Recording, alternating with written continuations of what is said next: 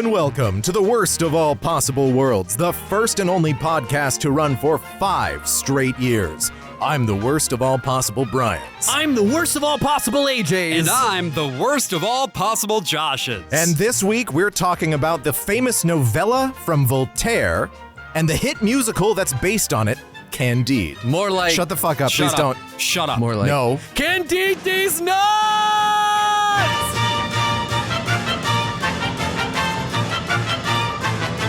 Christ, that was fucking annoying. Who'd want to listen to a podcast with an opening like that? I don't know. Well, it wasn't a lot of people at the time. Yes, and we stopped doing that when Scott Benson was on. Right. So. Yeah, and also I think by episode 6 we had fully stopped doing that. We had gotten a theme song that wasn't right. just Leonard Bernstein's overture for Candide, 1974 Broadway. I'm so glad we finally get to explain the concept of our podcast. Yeah. 5 years into making it. Somehow, over the course of this entire 5 years, we have not yet talked about the piece of media where we got the title of our show from. And mascot. Yeah. That's true. Well, actually, right. Cool Voltaire just kind of showed up looming in the doorway one day. Right. So. Yeah, we just took a picture of him, and then he ended up in our show. Yeah, I mean, it was very close to being Cool Schopenhauer. But that would be a different musical. We'd be talking about Pal Joey right now. But yeah, we got our name from this phrase, the worst of all possible worlds, which is, of course, the opposite of the best of all possible worlds. The thing that is said over and over and over again in Candide, the novella and musical. Let us review lesson 11. Paragraph 2, axiom 7. Oh, once one dismisses the rest of all possible worlds, one finds that this is the best of all possible worlds. Once one dismisses the rest of all possible worlds, one finds that this is the best of all possible. This was our, the one bit of aesthetic glue that we had where I was like, oh, we'll do a little smash cut opening where it's...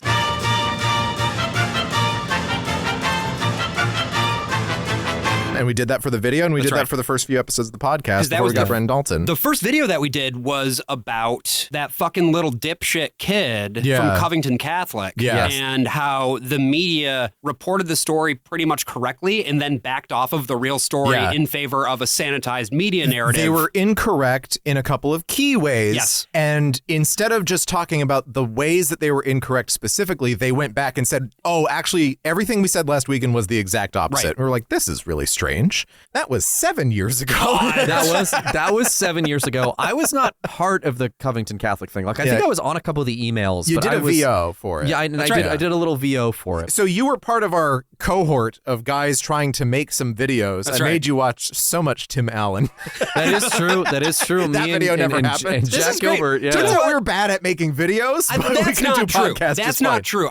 We were good at making videos. We were bad at making videos on a regular schedule. Yeah, the problem was that all of the post-production side of things was me, and also all of the production side of things was me because I had all the equipment. Well, and AJ, Right. too. And- AJ did a lot of the editing. not at the beginning. My YouTube video, but And I mean, mine. and yours, and yours, Josh. yeah, but he did yours after I sat on it for 6 months and didn't edit it. That is true. That's why I'm saying what the problem was. If you let me finish my fucking sentence. Okay, So this was 5 years This is and not a day more. That's right. This is the final episode of The Worst of All. No, we're doing. No. We are doing great. It's fun that we're getting the opportunity now to talk about this thing because it's something that I read a long time ago in high school. Actually, it was the first time I read Candide. It's like a seminal work of satire, which I think is also kind of why we wanted to call the show The Worst of All Possible Worlds. You know, it speaks to what it is that we're trying to do here. It's also a thing that I had no experience with whatsoever until this week. Like, you had told me for a while that it was based on this, and then I was just like, well, when we do our Candide episode, I'll actually get into it. Yeah. And I finally did.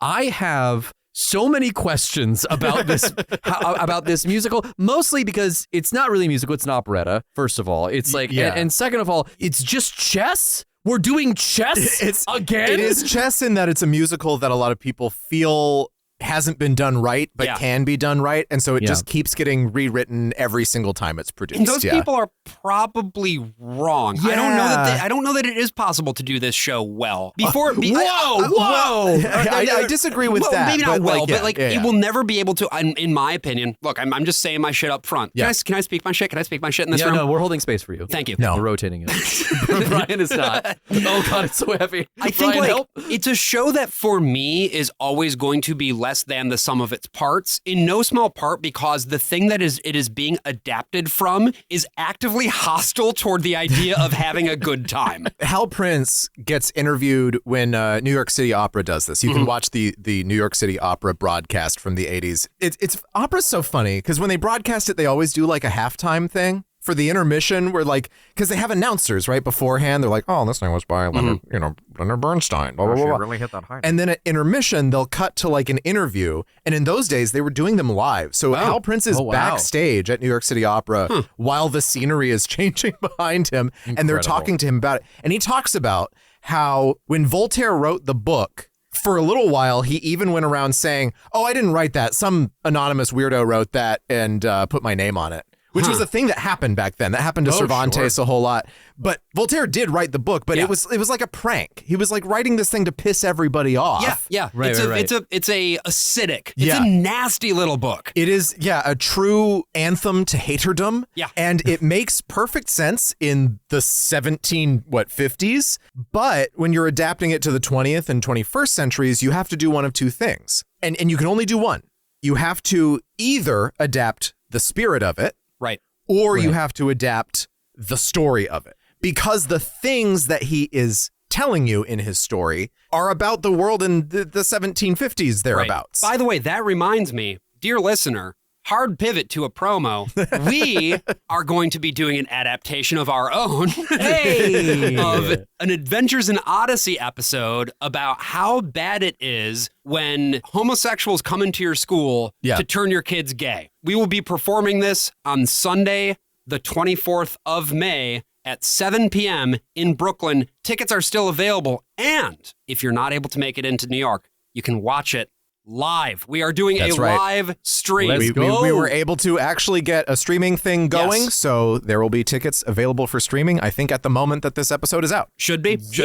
If you're listening to this in the future, it's still available. That's right. Go to the theater right now. Go. See us. Yes. We will never leave. They've locked the doors. Seats are selling out, I should say. There's about 100 seats. Most of them are already sold, and there are also standing room tickets. We'd love to see you there. If you cannot make it there in person, go get on that live stream. We're going to have a great time, I promise. Yeah, and to be very clear, we are sticking with the story of the thing and not keeping the spirit of the thing. That is our adaptational choice. Well, the plan is that in the context of the thing itself, we will be presenting it more or less straight in the same way that we do with Adventures in Odyssey. Yeah. And then, of course, we'll have us three little chuckle fucks in the corner tearing the fuck out we of are it. very That's much us in the corner. That's right. Very much against the spirit of the thing. Yes, it wholly against. And I guess you could also adapt Candide in a way where you're against the spirit of the thing. You could. But the version of Candide that I grew up with, I guess, since I was like 14 or 15, and I found the 1974 album at Barnes & Noble or Borders or whatever,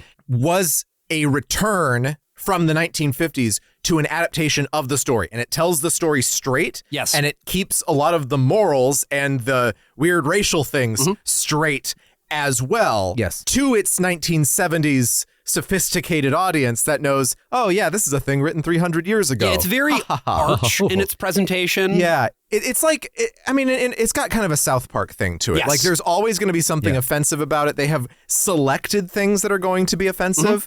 Right. And you're going to watch and be like, ooh, can we really do this? Yeah, the things that were transgressive and taboo in the 70s, it's just a very specific thing. It's a very specific. It's a very specific racial bent, let's say, and sexual bent as well. Yes. And the racial stuff is worth talking about more or less up front because we can talk about Voltaire here for a second. Yes, let's. The author of this piece. Voltaire was born in 1694. He died in 1778, 2 years after our Declaration of Independence. He just met Benjamin Franklin a couple months before he died. Isn't that weird? That's probably how he died. He's got syphilis from him. So his father was a lawyer and a treasury official, and his mother was actually part of the French nobility. I don't understand anything about nobility, and I really don't understand it about the French nobility because they were way more hardcore with everything because they didn't have a constitutional monarchy. They had like a total monarchy, and there were all these levels. His mother was like on the lower level, and he used to tell people that he was the illegitimate son of an actual aristocrat instead of some functionary government official. Unclear if that was ever true. Sure. Like with many things that Voltaire said, like when he accused the Prince Regent of fucking his own daughter. Yeah. Unclear if that was actually going on, but the Prince Regent got pretty mad about it and threw Voltaire in the Bastille for a year.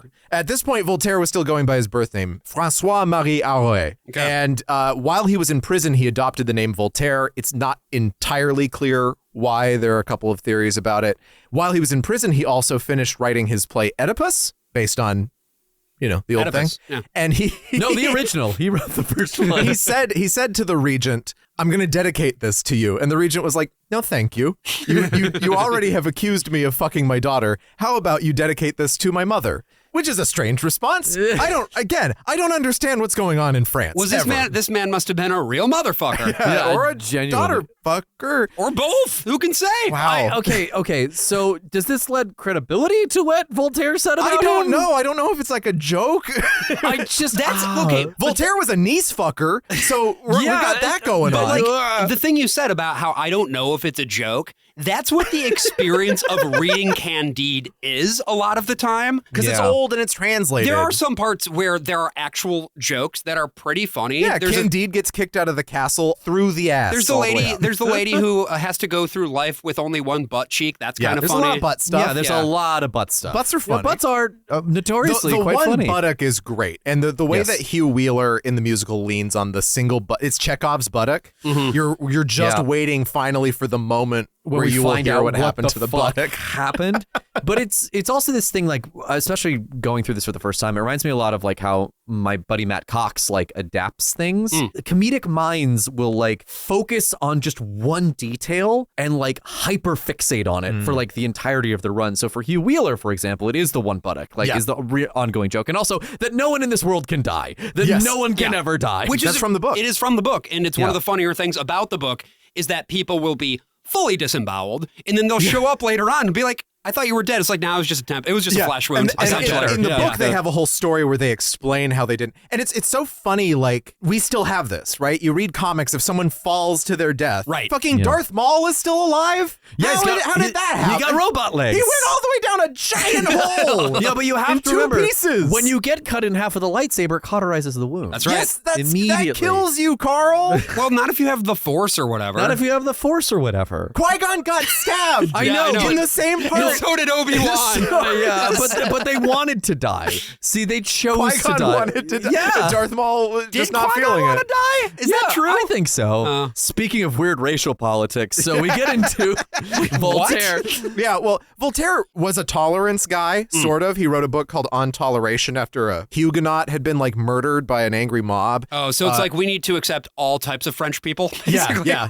Catholics and Protestants. Right. We got both kinds. Right. Yeah, the diversity of France. Do not ask about Jews. Don't do it. Boy. Well, and he was one of the first people to kind of advance a sort of racialized understanding of Jews. He actually makes these remarks about how he thinks that Jewish people are inborn with certain characteristics in the same way that a German is inborn with blonde hair. Damn, I love that Voltaire is spiritually Israeli. Well, and Voltaire, I mean, going even further into that, Voltaire had these racial theories that are so foreign to us today. You have to remember this, before Darwin, we do have there are ideas of evolution that exist in society at this point, but he believes in something called polygenesis for human beings. We still think that there is a full separation between humans and animals for the most part. And like a dog is certainly not the same as a cat, right? There's no way that they have a shared ancestor. Right. So he also believes this when he writes, he doesn't talk about the races of humans.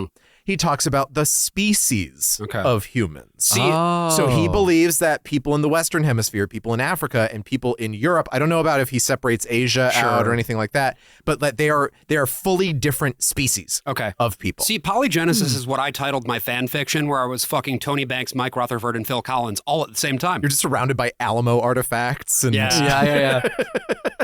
And copies of American Psycho. Just staring at a portrait of Sam Houston will get railed up the ass by Phil Collins. You know what? He keeps the beat, is what I'll say. That's true. He's got a really good rhythm going. Bum, bum, bum, bum, bum. So Voltaire was also a historiography guy, a guy who was like, let's look at all of history under a singular unifying lens. This is the thing that drove all of history. And that has its consequences, but it's very influential and it carries forward to this day. A lot of the misconceptions that we still have about the Middle Ages, whether you know it or not, come from Voltaire. Oh boy. Like a lot of his, and people still even remember quotes from Voltaire from this time, the famous Holy Roman Empire. It was neither of those three things. I'm saying that. Whoa. That's really arch of you. That's so arch of you. Who are you, Voltaire? Oh my God. Thank God Voltaire didn't have Twitter. You know? Yeah, his religious things, who knows? But like by the end, it seems like he was pretty certainly not a Christian, and he was certainly not seen as a Christian by the elites, but he did believe in the necessity of faith and Christianity to keep poor people under control. Sure. Because they're all basically apes to him. Yeah, so you get that sense from watching Candide. So it's the idea of like Christian charity. It's rules. It's like poor people, in the same way that Plato believed in this, right? He believed that the utopian state would be a police state where the constant uprisings and revolutions of the lower classes are kept down. Right. Voltaire believed that establishing religious rules based on a belief in God and the afterlife are necessary to keep the barbarous French people and Prussians and whatever that he was living with at the time. Because he had to leave France a bunch because he kept accusing other people of fucking their daughters and doing other things. But he felt like that control could only be maintained through this religion that he was constantly criticizing for all the hypocrisy found within it. He also thought this of basically every religion except for, he seems to have some positive things to say about Hinduism. You also kind of get that in Candide. And we'll get to that too. Yeah. But you just know that if Voltaire were alive now, he would have already fully succumbed to AI psychosis. Oh my God. Immediately. No, he would have been the worst poster on earth. And he would be going to these like conferences with Mark Andreessen and shit and talking, because what he was essentially reflecting was just the sort of core spirit of the Enlightenment, of the incoming liberal age. Adam Smith read Voltaire and took a lot of his ideas. The decline and fall of the Roman Empire is itself taking ideas from Voltaire's historiography. It really cannot be overstated the influence that he has had on the broader cultural perceptions of history from the 1700s until now. I mean, I think my personal favorite adaptation of Voltaire's work is probably the 1997 Bally pinball machine Circus Voltaire. That's right. Oh, yes. Also very racist. Yeah. No, it's not. It's under the surface. Oh, okay. It's under the like there are racial ideas driving the aesthetic. That green guy actually is a stand-in for some other shit. Yeah, and the bit in the corner where it's just Phil Collins fucking Josh Borman. If you like look really, really closely, they've like really got your likeness, Josh. Yeah, no, I'm I was surprised impressed. I think his niece was an adult when he started fucking her, and they stayed together for like 20 years. What is happening? What are you talking about? Voltaire fucked his niece. I hate It's not a joke. Did you think he was joking? No. I mean, he also had a correspondence with the King of Prussia. I don't know if he had anything to do with the mall, but he also He did. He also had this long back and forth with like Catherine the Great. Oh, They okay. were in touch with each other for a long time. Like he got around, the little slut, and he wrote Candide in response to Leibniz. Leibniz wrote this book called Theodicy. He even basically invented the idea of theodicy. Yeah, that's Homer. Yeah, I knew there was no way I could get around this. He what? That's one of our famous bits. We've been around for 5 years, and that was from episode 3. God, we are so fucking insufferable. Why does anybody listen to this shit? We'll talk about Leibniz in a little bit once we get into Candide. But yeah, that's Voltaire. That's our guy. Funny guy. He's got some good quotes. The book is enjoyable. It's short. And it's a bit of a drag, especially the back third. It's just kind of the same thing over and over and over again, because it's just following Candide as he goes from place to place to place to place, and then something bad happens. Yeah. And he's like, well, that's crazy. Ad nauseum. It kind of reminded me of American Psycho. There are these really detached descriptions of horrific crimes against humanity, basically. Yeah. And they're not depicted in explicit detail, obviously, in the same way, but there is this sense of, I am clinically observing this from a distance because I'm just fucked up and twisted. Yeah, one of the things that really affected him and really affected everybody, I mean, Kant got obsessed with this too, was the Lisbon earthquake. Right. It was huge. I mean, it killed like a fifth or a quarter of the population of Lisbon at the time. Yeah. There were mass executions that followed. Not an auto de fe, not an Inquisition thing, but it was mostly just like deterring looters. They set up gallows at like all the major street corners and plazas and shit to be like, hey, if you fuck around. The vibes were immaculate. Yeah. It was a great time to be living in Lisbon. Sunny day in Lisbon. Because that's Voltaire's whole thing. As you said, being an Enlightenment figure. He was wondering, how can the order of society be structured in such a way that if these tragedies befall us, which they will, we are able as a species, as a unit, to countervail this in some meaningful way rather than just resorting to our base animal instincts, essentially. Yeah, he looks at like examples of different societies, which he obviously doesn't understand very well. Right. When he's in the West, like he lived in France, he lived in England, he lived in the Netherlands, he lived in Prussia. I still don't really know what Prussia is, but he lived there. It's like Germany, but different. Yeah. It's Russia, but it's very private. And Your own so he private has Russia. like My own private when Russia. he has these criticisms of even Spain and Portugal, like the stuff hits closer to home because the stuff he understands better, he at least reads up on. And then he starts talking about like the Far East, or he talks about the Americas, and he doesn't really understand those things as deeply as the things that are closer to him. So that those parts of the book are less fun. Even in the earlier parts where you're like, oh man, whoever he's talking about right now is really getting his asshole torn it's open. like, oh, he clearly has a specific Dutch guy in mind right now. He really hates this Vanderdender guy. Yeah, and I think it's what makes reading stuff like Dante's Inferno so like thrilling is that you know that for every person in hell, Dante knows a guy that he fucking hates. Yeah. Because Dante, I feel very similar to Voltaire, was a huge hater. Like that was like his life was sustained on his hatred in a way that I don't know with Voltaire doesn't balance it out with any sort of self-hatred or anything that I identify as No, he hates human. everybody else. It's everybody else is the problem. Yes. And I didn't want to hang out with this Exactly. guy, which is what I think makes the musical and the operetta such a feat, is that it's a lot of fun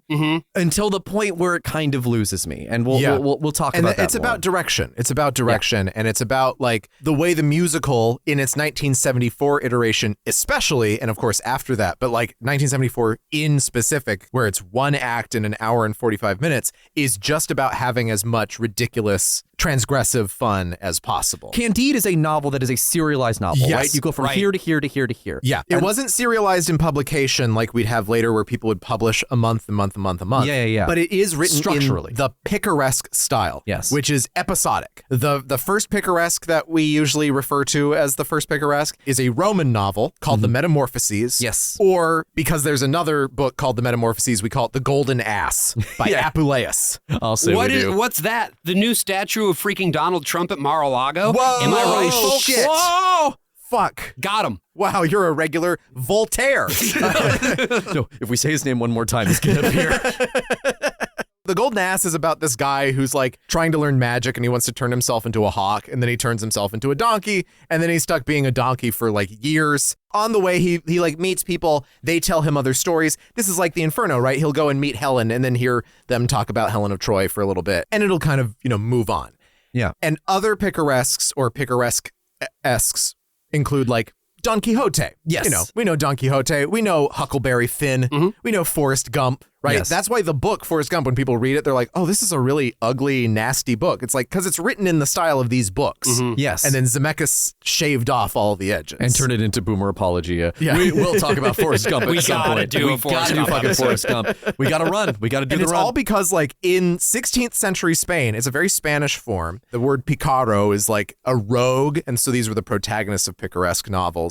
There was a book called Lazarillo de Tormes, which was written by an anonymous author because it was so critical of the church, he wouldn't dare put his name on it. So we still, to this day, have no idea who wrote this book. Wow. But like, yeah, you've probably read Huckleberry Finn or something like this. I think you're required to in American high schools. I mean, Tom Sawyer's also kind of a Picaresque, not as much as Huck Finn. Yeah, but they kinda If you don't, they put a gun to your head. And like Confederacy of Dunces, even though in Tom Sawyer and Confederacy, they kind of stay in the same place for most of the time. Yeah, Huck Finn is a lot more like we're going Huck's up and down this goddamn river. A big river. Runs Yeah, one might into say. people who are feuding with each other. There are all these different stories that he encounters while he's doing all this stuff. Yeah, and it makes it very difficult difficult to do a full-length adaptation of that kind of material, in my opinion, because it starts to become, okay, what's the new group of guys we're meeting? And they have to be more interesting than the last group of guys we met, and it has to continue to escalate, and usually it doesn't. I think an example of one that does it well is Oh Brother, Where Art Thou?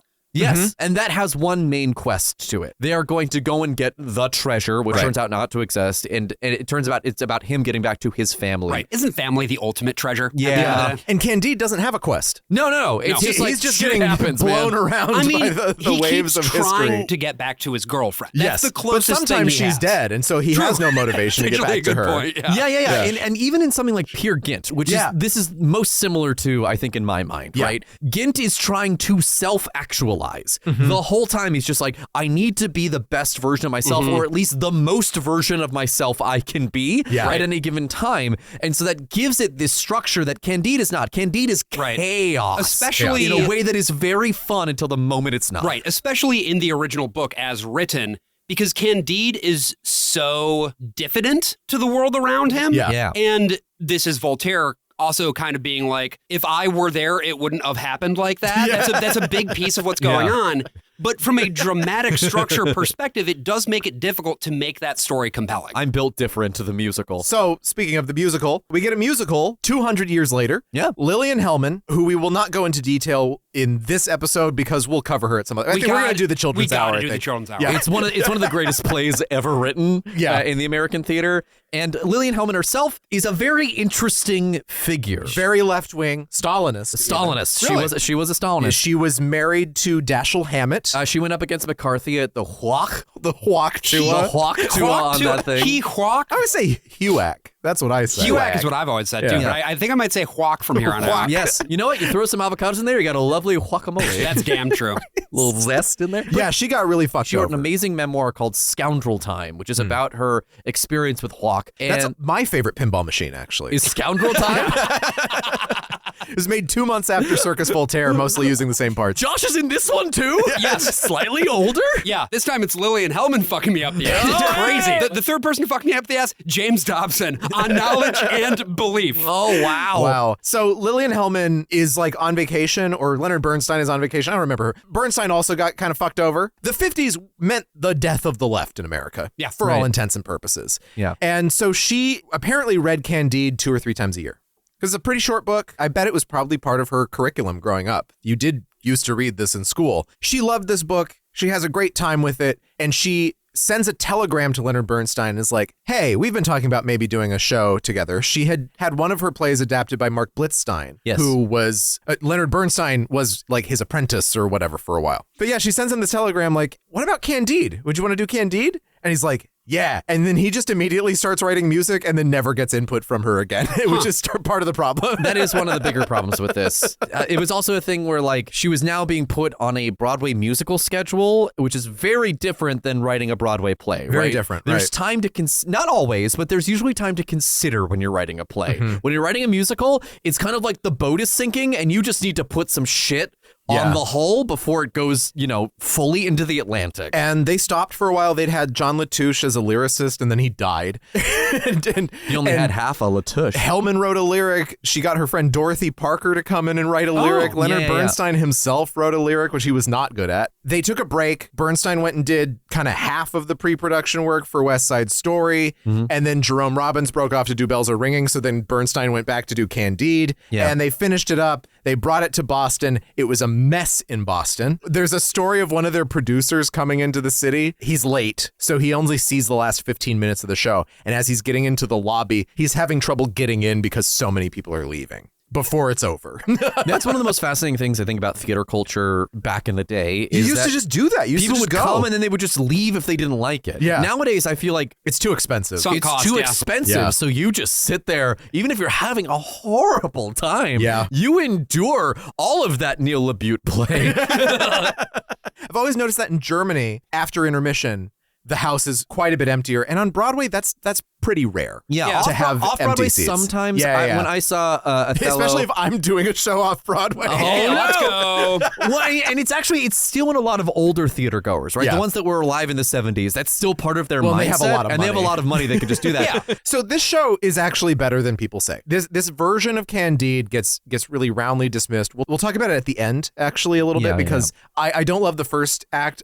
I do kind of super love the second act, actually. She really lands the plane. Of the 50s version, you mean? Of the 50s version. They also had Tyrone Guthrie directing this. So I think it was just a lot of people with very specific points of view who did not work well together at all. Tyrone Guthrie of the Guthrie Theater in Minneapolis, as well as the Stratford Festival in Stratford, Ontario. Yeah, one of the most significant directors in North America. This show did not run very long, ran for a few months, didn't make its money back, and was seen as a failure. The critical reviews are positive, except for Walter Kerr. He said it sucked shit. Everybody else had a good time. People want to write it off as though it was just a bad show, partly because all the people who made it didn't feel good about it at the end. I see. But it's just not true. It's just not true that people hated it. It was just not commercial enough for the 50s musical audience. They wanted something like Bells Are Ringing. They didn't want a downer. Well, musically, it's interesting too. We're going to be hearing examples of the music throughout, but like it's in this weird place musically where in some ways it feels very forward looking, especially in the lyrics, but musically, I don't know. It's strange. There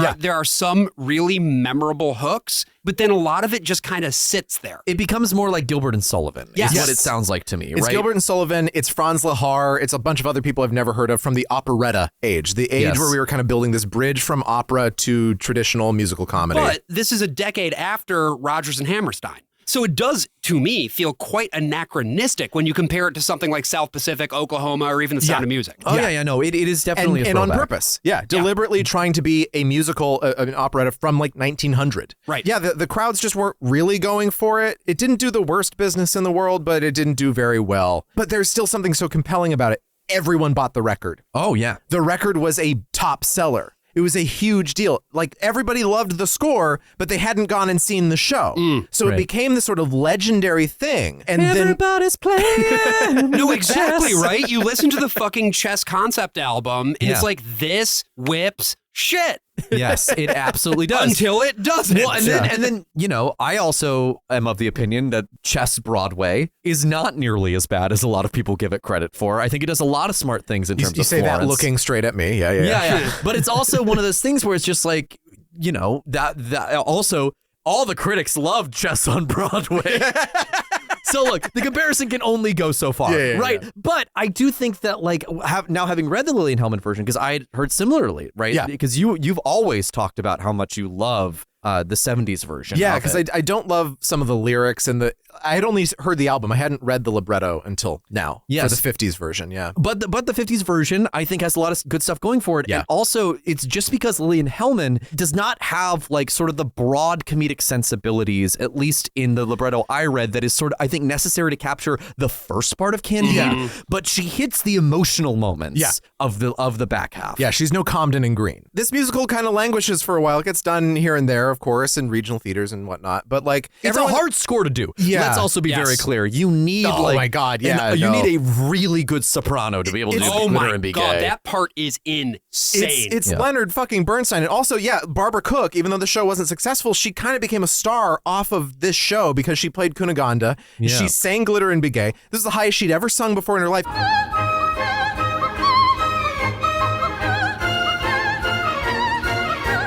Never learned how to read music. In her 90 years on Earth, she never learned how to read music. That's incredible. And she's doing Bernstein on Broadway. And I'm proud to say that I saw Barbara Cook on Broadway in Sondheim on Sondheim as like the second or third Broadway show I ever saw. I've only ever listened to her, and she is an incredible voice. Just an unbelievable talent. Hal Prince was kind of worming around for a while. He was a longtime producer. He'd been producing shit since he was 19, and then he was getting into directing at this point. So he's thinking like, I want to do something with Candide. He talks to Lillian Hellman for a little bit, and she's like, I see what you're pitching me. I want nothing to do with it. If you're going to do it, I don't have the control over this. Go ahead. Use zero of the words that I wrote. None of them. Yeah. And so that's what he did. He got Hugh Wheeler, who would also do a little night music. He would do a section of Pacific Overtures. He did Sweeney Todd. Did Sweeney Todd. Really good librettist for these period musicals. And he got him to write a libretto that hews much closer to the story of the book without having the sort of contemporary resonant satire of Lillian Hellman's libretto. Yes. And he also brings in a number of other lyricists, including Richard Wilbur. He brings him back. Richard Wilbur also worked in the 50s on the show. John Mauceri, who was the music director, writes a lyric for this. John Wells, who I'm not even really certain who that is, works on this. And then gets Stephen Sondheim to write the kind of opening number and the sheep number and a couple of other little things. And Sondheim's one thing was like, don't let me work directly with Leonard Bernstein. I don't really like working with him. I love him. He's nice. He makes great music, but like, and Hal Prince. Did they burn that bridge back during West Side Story? No, they burned that bridge during A Prey by Blecht, which we don't have time to go into. By Blecht? Yes. Yes. A Prey by Blecht. A Prey by Blecht? Don't worry about it. Yeah, we can't. We don't have I'm not worried about it. And Hal Prince was like, hey, Lenny, I'm making your musical. Don't come in. Do not come to rehearsals. Do not come. Do not come. I'm going to pick out your songs. I'm going to be like, I like this one. I like this one. I like this one. I'm going to get Stevie to write some new lyrics. Don't worry about it. Yeah. Stay home. I don't want to fucking talk to you. And then they make this sort of raucous, immersive show. It becomes kind of Natasha Pierre in The Great Comet of 1812 in the tent. 40 years before that happens, they do this at the Chelsea Theater, which is not in Chelsea. No, it's at BAM. It's at BAM. It's at BAM. Right down the street. And it's Admiral's favorite theater. It started in Chelsea, but it got moved. So this production at BAM runs at a loss because it's a nonprofit theater, and that's what we're doing in the 70s at this point. Sure. So they bring it to Broadway so that it can make money. And not just to Broadway, to the Broadway. The Broadway Theater. The Broadway Theater. Which is one of the largest houses on Broadway. It has 2,000 seats. And you think, how are we going to take a giant 2,000-seat former movie palace and turn it into an immersive circus show where the stage is intertwined with the audience? You have people sitting on bleachers on the sides. You have people sitting on benches and rotating around, and then you get like bags of peanuts and stuff. And the answer is you tear up all the seats on the orchestra level. Yep. You don't seat anybody in the balcony, I guess. You fully remove the stage, put seats there. Balconies completely closed off. You bring your capacity from 2,000 seats to 800. Because it was 1974 and Broadway was struggling. Yep. Unlike now, where in the Broadway you can see The Great Gatsby. Is that what's up at the Broadway right now? And that's where King Kong was. That brings our total number of lyricists to 8. We have a 1 hour and 40-minute show with no intermissions. There are drawbridges that connect these different stages. It's kind of a horseshoe shaped. There's a little proscenium stage at one end that will have changing scenery. And then there's a platform right in the middle where Voltaire is sleeping in a bed right at the beginning of the show. And we're mostly going to be talking about the 70s version today. Yeah. I do also want to note that there was also a Broadway revival in 1997, which did not do very well. And the Broadway revival uses a script that was basically the New York City Opera script. They turned Hugh Wheeler's production, or Hal Prince's production, it was still Hal Prince directing, and they made it into a 2-act show, a full 2.5 hours, threw a bunch of songs back in. Lillian Hellman was dead, so they threw in one of the songs where she wrote the lyrics to it. And then in 2010, there was a version that went up at the Goodman Theater in Chicago, directed by Mary Zimmerman, which was definitely supposed to go to Broadway because it was also at the Fifth Avenue Theater in Seattle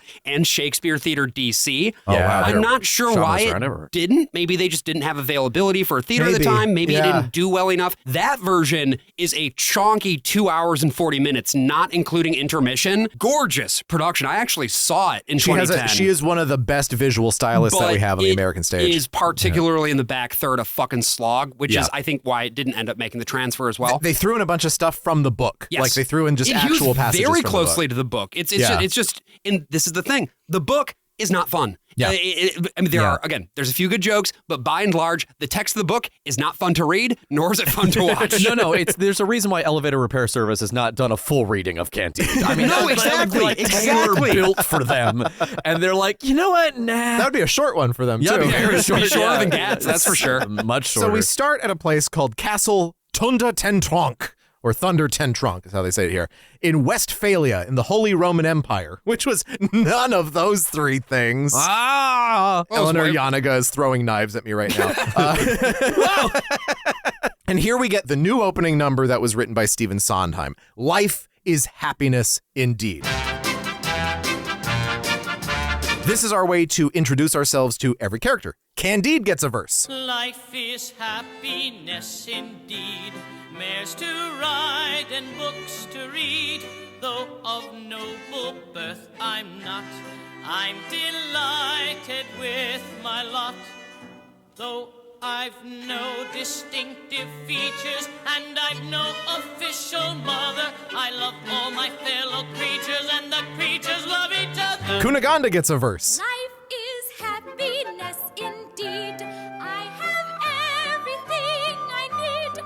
I am rich and unattached, and my beauty... Maximilian, her brother, who is very pretty, he gets a verse. Life is pleasant, life is simple. Oh my God, is that a pimple? No, it's just the odd reflection. Life and I are still perfection. I am everything I... And then Paquette, the slutty maid. I will await you in the stables.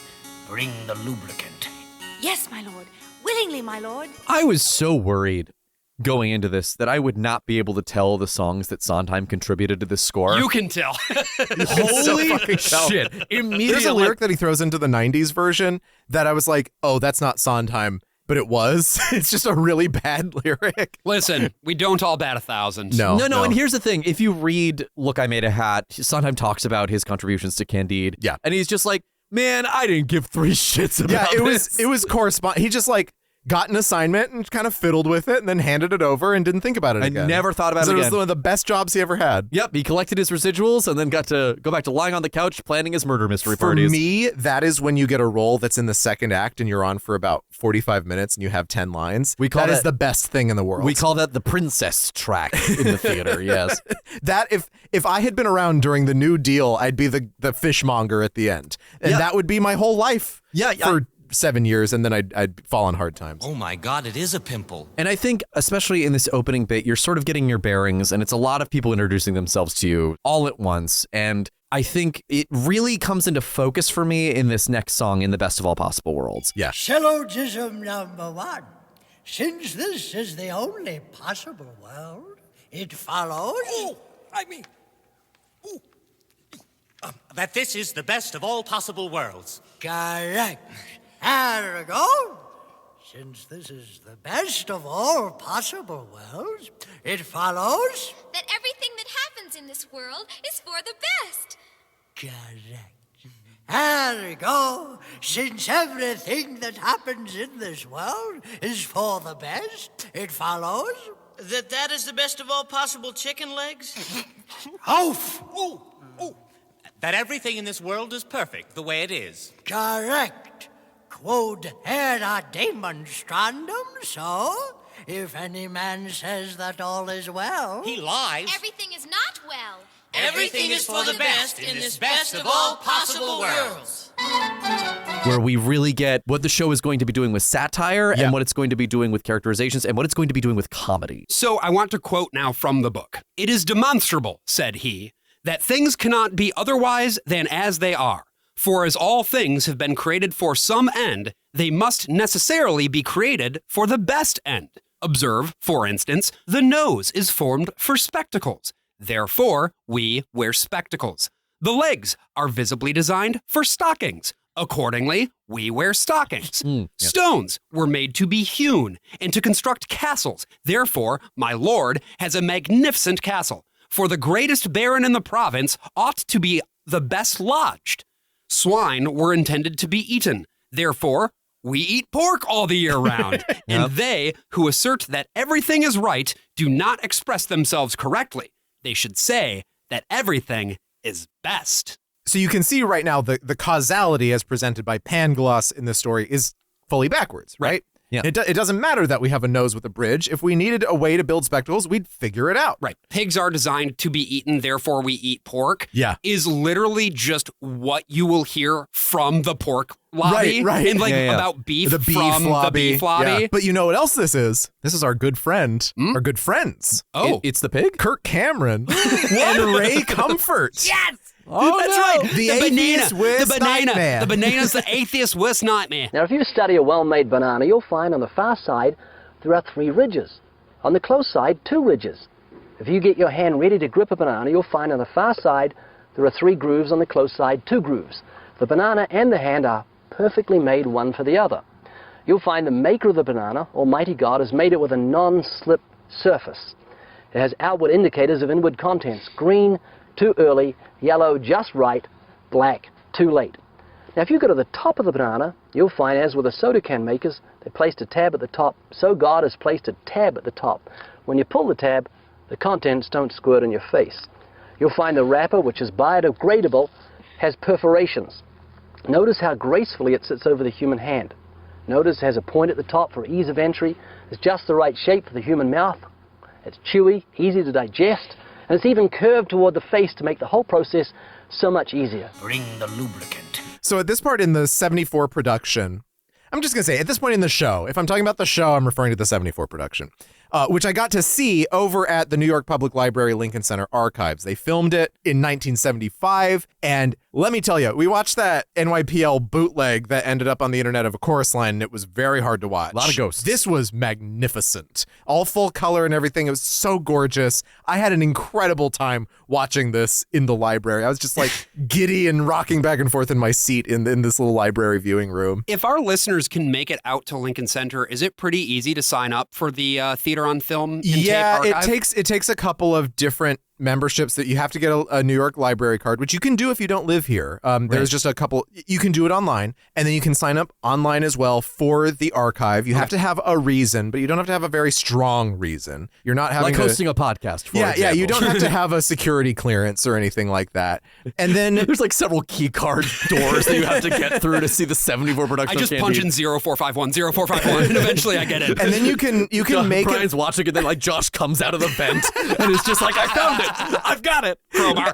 And then you can make an appointment or not. You can actually show up and request, and it's all just one big room with a bunch of screens. You have to check your bag and, not use your phone and things like that. But like it's pretty lax. So Pangloss in this is also, according to the libretto, dressed like Groucho Marx? Yeah, so you have a narrator in this show who is Voltaire. Dr. Voltaire. Originally, he's played by Louis J. Stadlin. By the time they filmed it for Lincoln Center Archives, he was played by Charles Kimbrough. Okay. Does he do the voice? Does he have this man's He has a bunch of different voices. Extraordinary voice. And Louis Stadlin is the son of a voice actor. Charles Kimbrough is the guy who played Jules in Sunday in the Park with George. Oh, wow. And he's fantastic. And Voltaire dresses up as Pangloss right in front of you. Okay. There's this running bit because Voltaire dresses up as all of these different characters. He becomes a colonial governor. He becomes this assistant at the end who it turns out is Pangloss the whole time. Yeah. He's just always changing costumes. And there's a running joke where he kind of forgets and leaves a piece of his old There's a part after Pangloss gets hanged where he runs back on as Voltaire, but he still has the noose around his neck. The 2010 production, in my opinion, smartly just has other ensemble members do that stuff. It gives a little bit of the narration to everybody. Oh, that makes sense. And I find it more cohesive. That's so Mary Zimmerman, too. I did Metamorphoses in college. That's just everybody is narrating all the time. Mankind is one, all men are brothers. As you'd have done, do unto others. It's understood in this best of all possible worlds. All's for a good in What Voltaire is riffing on here with this character of Dr. Pangloss is a fellow by the name of Gottfried Wilhelm Leibniz. Leibniz was around a little bit before Voltaire. He was born in 1646, died in 1716. He had a kind of similar upbringing to Voltaire, however. His father was an actuary and a math professor, and his mother was a minor noblewoman. Huh. Whoa. How about that? I didn't really look into much of his life, but he is he's like a co-creator of calculus. If I understand some of that correctly, it was that Newton kind of came up with most of the shit, and then we found out later that Leibniz had already done it, but we're not necessarily working from Leibniz's work as much as we are just Newton's. My uncle, the co-inventor of calculus, by the way, would not be happy to hear what you are doing to his niece. But Leibniz also saw himself as a bit of a philosopher, as a lot of mathematicians do. Leibniz was also a spy and an ambassador at one point. Okay. So he is just as much of a polymath as Voltaire was. Sure. And a far more difficult read. Even when Voltaire is getting into his philosophical stuff, he's still quippy, Yeah. And Leibniz is not that. You're getting in the weeds immediately in everything that he wrote. But he writes something called the Theodicy. And that was Homer. Yeah. You bitch! It's a theta. It's a hard TH. Non-voice. Did he also write the Thiliad? So you know what a theodicy is, right? You took a philosophy class in college, Yeah, right? It's a defense of a philosophy, essentially, right? I have no idea what you're talking about. And in a broader sense, theologically speaking, it's about defending the existence of God. Right. And of a perfect, benevolent God against the problem of evil. In the face of evil and suffering. Yeah. Right. Because evil itself is not necessarily disproving of any God. It's just disproving of a God that does not allow evil anywhere. How could he be the substance from which the entire universe emanates, and yet it has these corrupting elements? When I was at Calvin College in Grand Rapids, Michigan, it was getting into theodicy in my theology and philosophy classes that peeled me away from the idea of an all-powerful, all-loving deity. Well, especially because I can imagine something bigger than myself, therefore there must be God. It's like, really? It's just not. I don't know, man. I can imagine a lot of things. I can imagine something bigger than myself, and that is elephant. That's true. You know? What about an even bigger elephant, though? Can you imagine that? I can't. Wow. No, unfortunately. Could That's the limits AJ of my imagine an imagination. elephant so big that even he couldn't imagine it?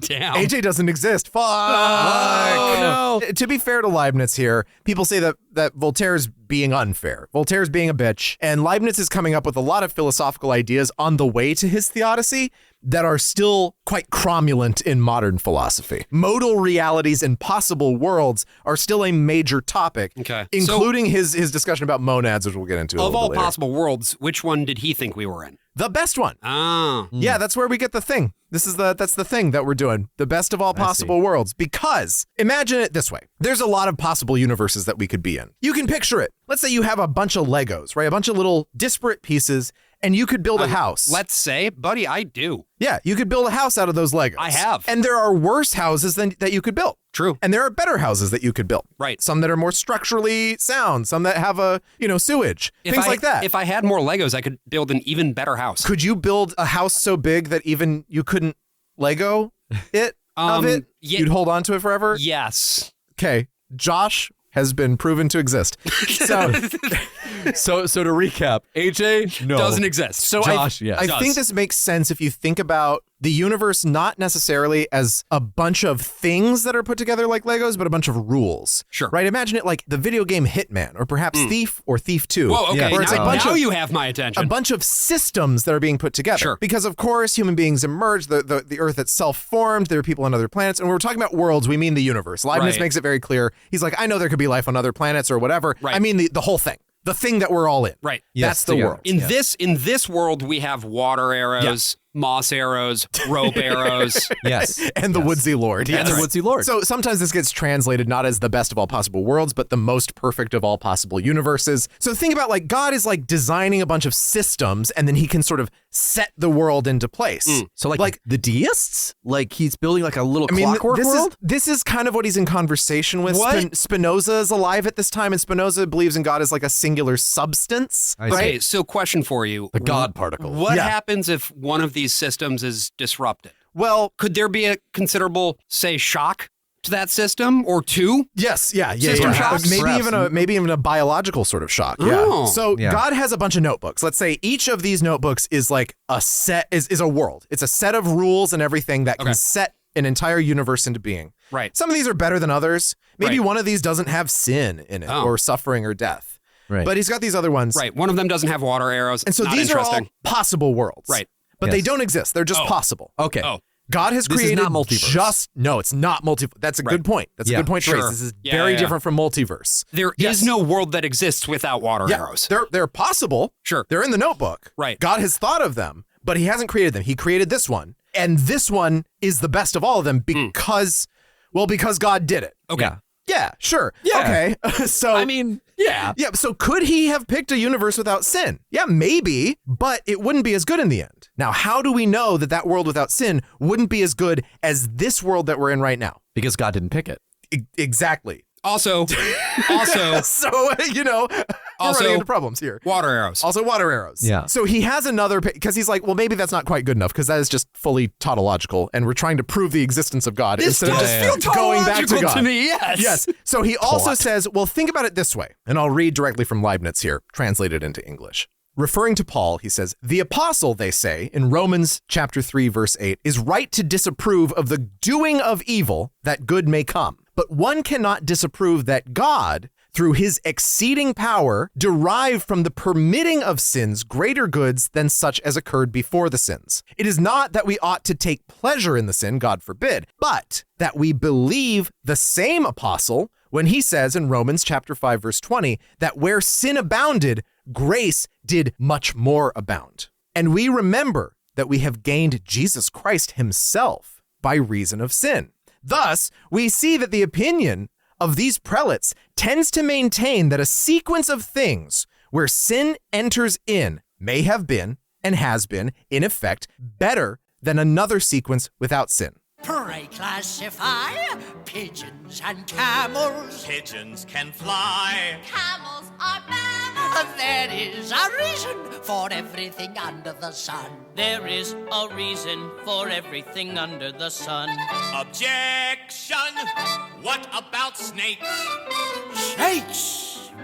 'Twas snake that tempted Mother Eve. Because of snake we now believe that though depraved we can be saved from hellfire and damnation. Because of snake's temptation. If snakes had not seduced our lot and primed us for salvation, Jehovah could not pardon all the sins that we call cardinal, involving bed and bottle. Now, So it's fatalistic. We're developing a sense of time in the 1600s and 1700s as a fixed object in the same way that space is. I distinctly remember from my theodicy shit at Calvin this idea of greater goods. But this idea that greater goods are facilitated by the world that God has spun up. But the problem is this isn't a falsifiable claim. But Jesus is so good, but it's like, yeah, we wouldn't need Jesus if everything was already fine. Or would we? We don't know. So like, why would that even matter? Maybe Jesus would have still shown up. But like, what even is the good of Jesus other than the universal salvation and the eventual perfection that we will reach? Why couldn't we simply have that perfection in the first place?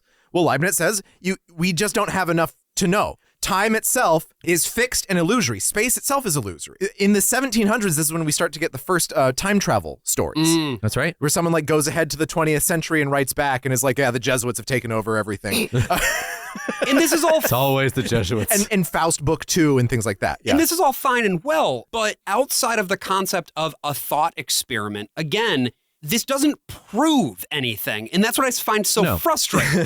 Yeah, I mean, philosophy. Well, and it's dependent on this whole structure of if God is good, which he doesn't have to be. Right. He does if you're following this particular theology. Right. It's also following that time actually is static and illusory. Because this is also building on Leibniz's theory of monads. His bit with Jesus is reflected in the musical now with the existence of snakes. You make the domino guy. You do the domino meme of snake exists. Oh, and then at the end, man is crucified.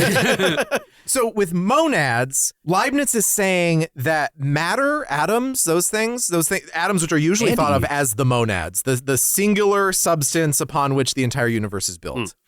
We, of course, now know that there are things smaller than atoms, right? Protons, neutrons, quarks, etc. So I guess quarks would be our monads, or would monads be smaller than that? I don't know. More like gonads is all I have to say. My monads are a little bit bigger than a quark. Leibniz, substances, molecules, all that, that's not the monad.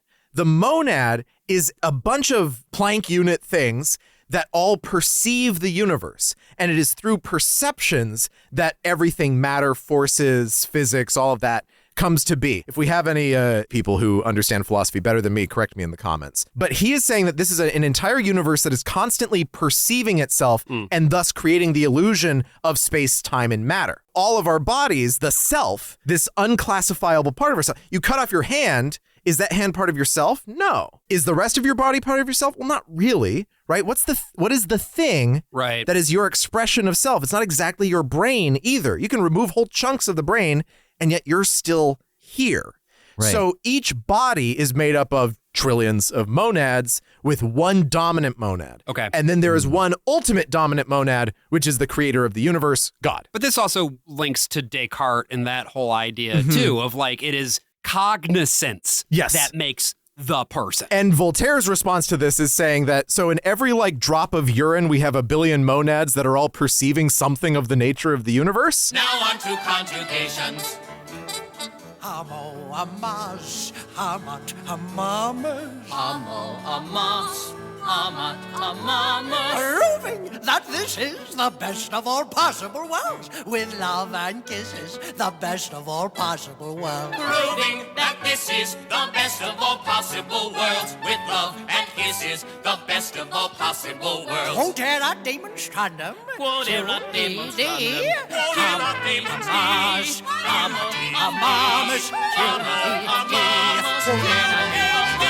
Quoterat demonstrandum in this best of all possible worlds. Quoterat demonstrandum.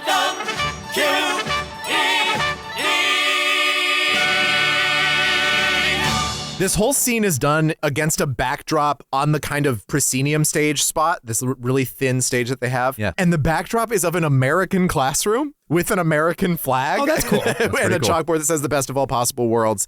And here we also find out that Pangloss is a very, very horny man. Yes. And he's fucking Paquette. And Cunegonde sees this and she's like, wow, what are you teaching her? And he's like, I want to learn about that. he's like, I'm teaching her the special physics of two relative human bodies. Right. And she's like, I'm going to teach this to my cousin Candide. That's right. Yep. They practice on each other. Because Candide's got those thighs. His milky thighs. His milky, milky thighs. One day when Miss Cunegonde went to take a walk in a little neighboring wood, which was called a park, she saw, through the bushes, the sage Dr. Pangloss giving a lecture in experimental philosophy to her mother's chambermaid. As Miss Cunegonde had a great disposition for the sciences, she observed with the utmost attention the experiments which were repeated before her eyes. She perfectly well understood the force of the doctor's reasoning upon causes and effects. She retired greatly flurried, quite pensive and filled with the desire of knowledge, imagining that she might be a sufficing reason for young Candide, and he for her. On her way back, she happened to meet the young man. She blushed. He blushed also. She wished him a good morning in a flattering tone. He returned the salute without knowing what he said. The next day, as they were rising from dinner, Cunegonde and Candide slipped behind the screen. The miss dropped her handkerchief. The young man picked it up. She innocently took hold of his hand, and he as innocently kissed hers with a warmth, a sensibility, a grace, all very particular. Their lips met, their eyes sparkled, their knees trembled, their hands strayed. The Baron chanced to come by. He beheld the cause and effect, and without hesitation saluted Candide with some notable kicks on the breech and drove him out of doors. The lovely Miss Cunegonde fainted away, and as soon as she came to herself, the Baroness boxed her ears. Thus, a general consternation was spread over this most magnificent and most agreeable of all possible castles. and here we have, between Cunegonde and Candide, we have a little bit more of a love story, right? We have their love song to each other, where they mostly just sing about how rich they're gonna be. Soon there'll be little ones beside us. We'll have a sweet Westphalian home. Somehow we'll grow as rich as Midas. We'll live in Paris when we're not in Rome. Smiling babies, Marble halls, Sunday picnics, costume balls.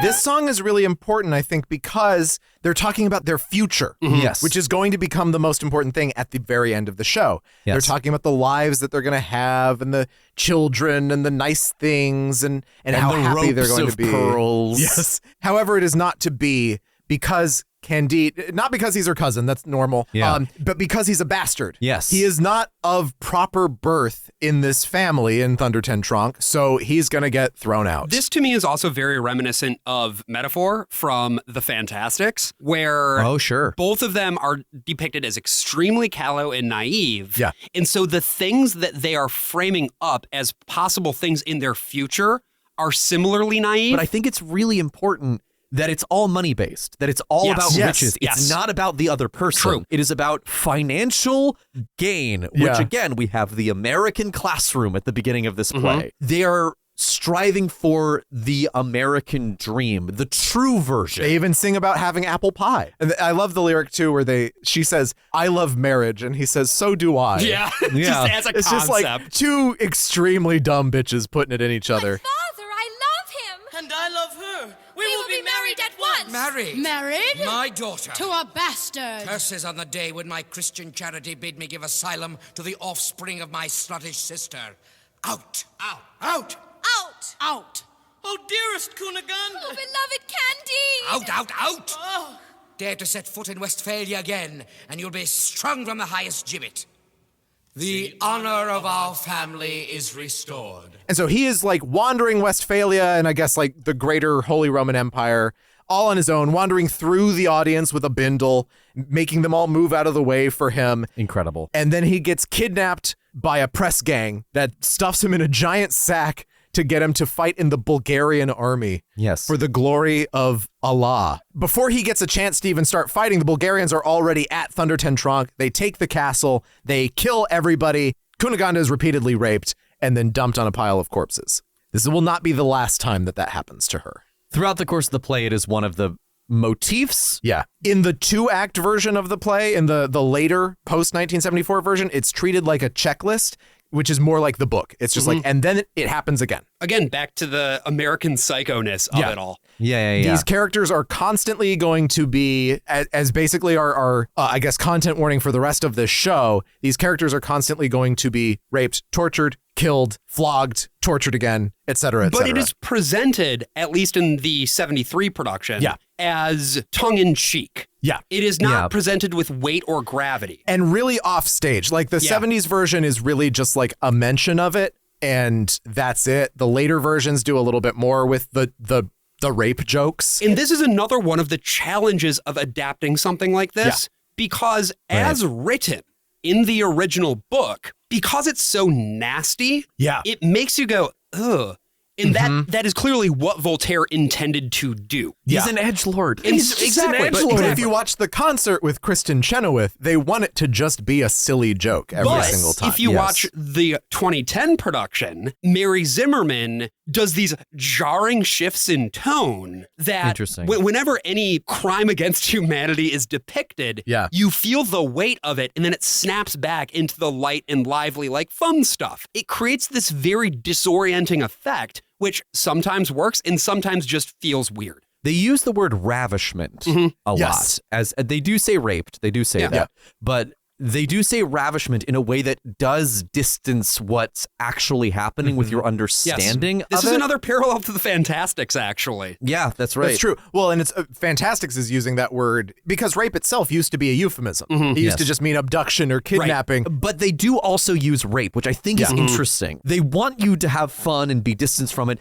And to a certain extent, this feels like Peter and the Starcatchers too, where it's just sort of, they want you to be able to like sit back and be like, wow, look at these actors doing this thing.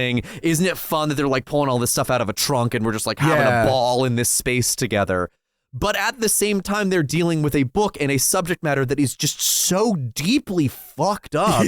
This is the beginning of chapter 3, and I might as well read the subhead under the chapter title, because that's another thing about the book is there's these subheads. How Candide escaped from the Bulgarians and what befell him afterward. Never was anything so gallant, so well accoutred, so brilliant, and so finely disposed as the two armies. The trumpets, fifes, hot boys, drums, and cannon made such harmony as never was heard in hell itself. The entertainment began by a discharge of cannon, which, in the twinkling of an eye, laid flat about 6,000 men on each side.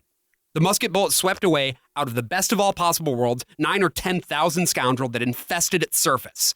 The bayonet was next, the sufficient reason of the deaths of several thousands. Candide trembled like a philosopher and concealed himself as well as he could during this heroic butchery. So there's this distance between the narrative voice and what's actually happening. And the play does this by having bodies on stage. You know, they don't have a whole lot of actors in their ensemble, so they have these like potato sack dummies, which are on one hand kind of funny, but they're also kind of not, because it's just like this flesh-colored mound that's lying there. And these Cunegonde is lying on these corpses singing "Oh Happy We" again.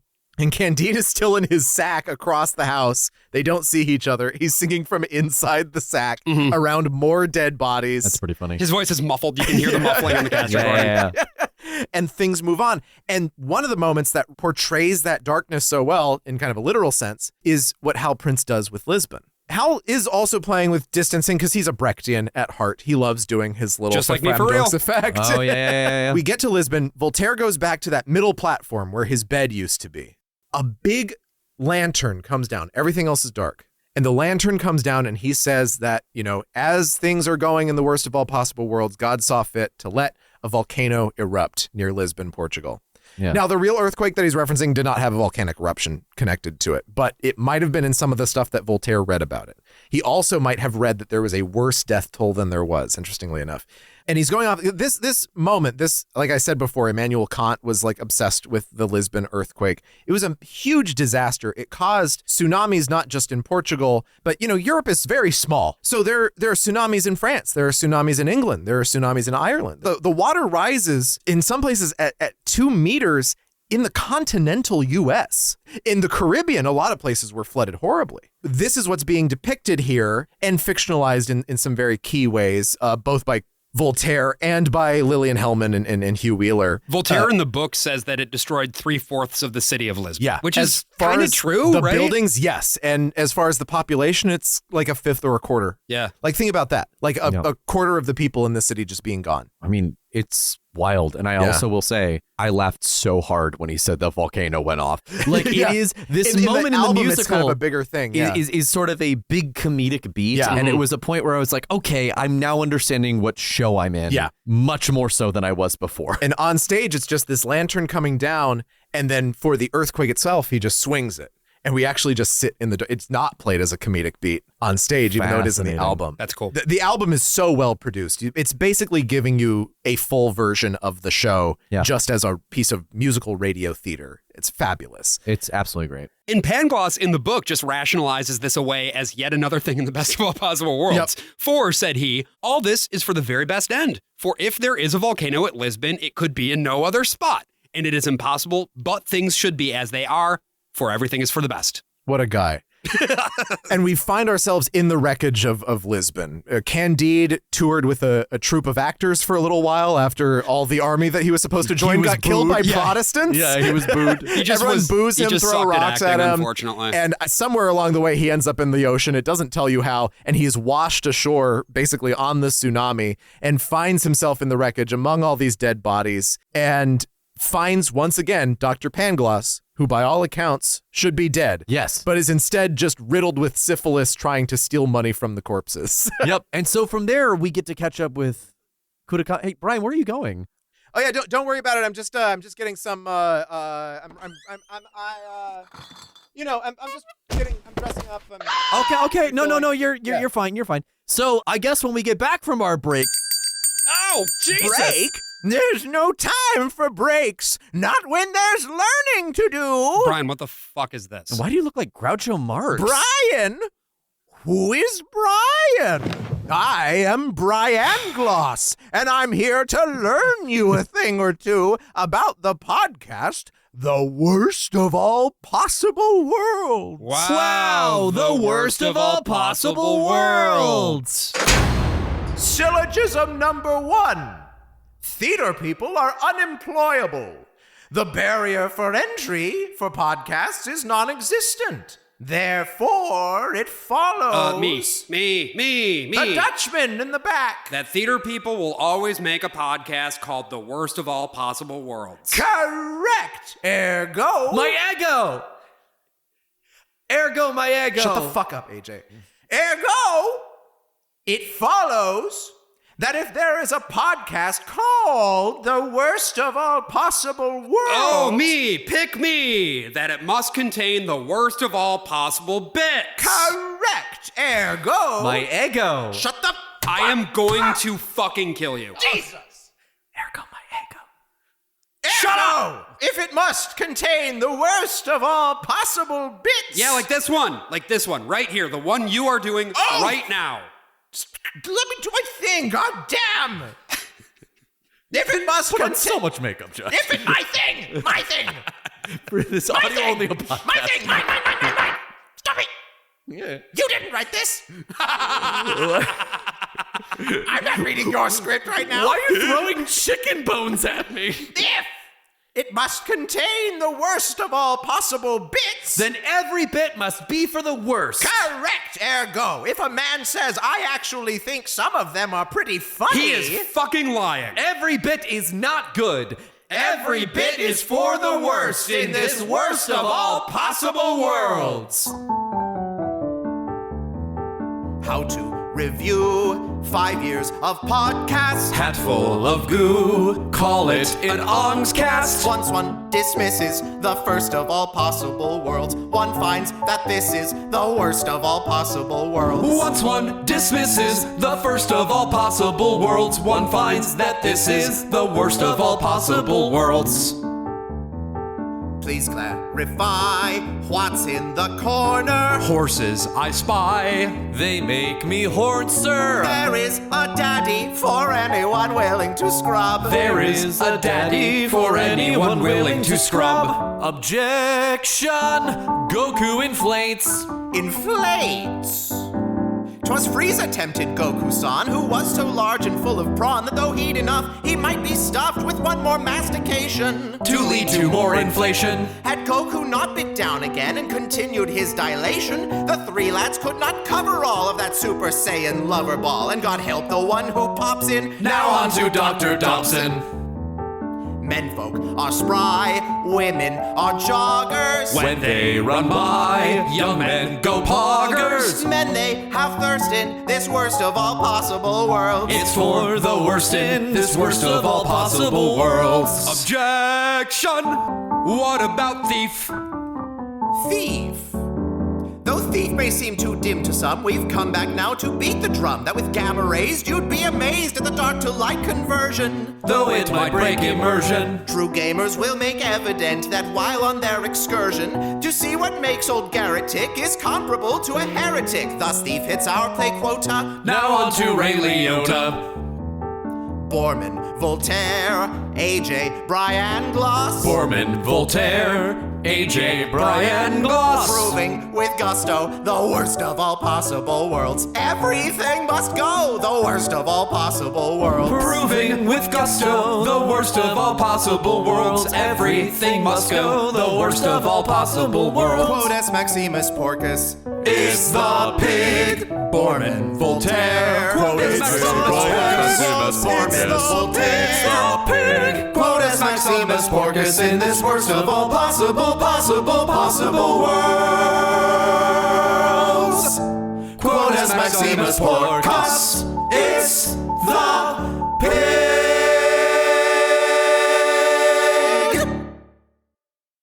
So I have a question. Yeah.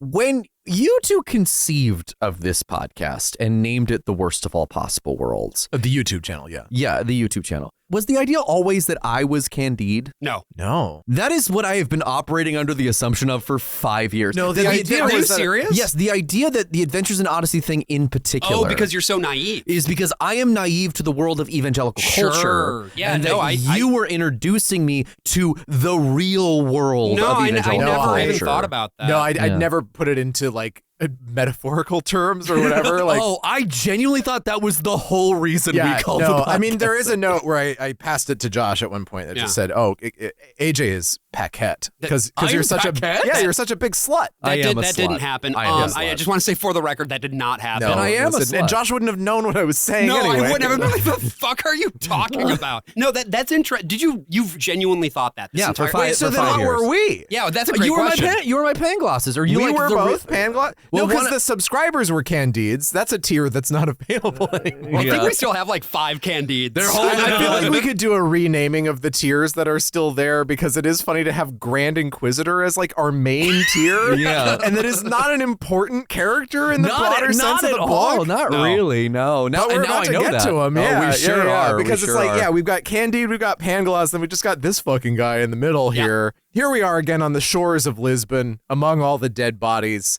And there's like this dying, I don't know, plague-addled guy lying on the ground. Yeah. And Pangloss, fully syphilitic, he's wearing this little like fake, like Tycho Brahe's nose. Oh, wow. Okay. And he's got these gloves that show his fingers kind of rotting off and everything. And he's telling Candide that his syphilis is, well, it's a natural consequence of his carnal sins. And also, because it came from the Americas, it's a trade-off, right? Because, okay, yes, we have syphilis now, but we also have potatoes. Isn't that wonderful? The world really is perfect just the way that it is.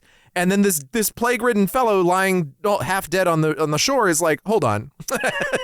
Wait a second. Are you saying there's no original sin? And Pangloss is like, well, no. And then all of a sudden they're just surrounded by the Inquisition. Yes. Well, no one expects it. No one expects the Portuguese Inquisition.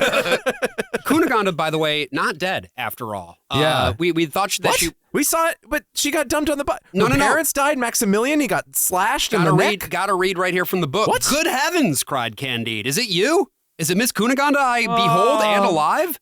Do I find you again in Portugal?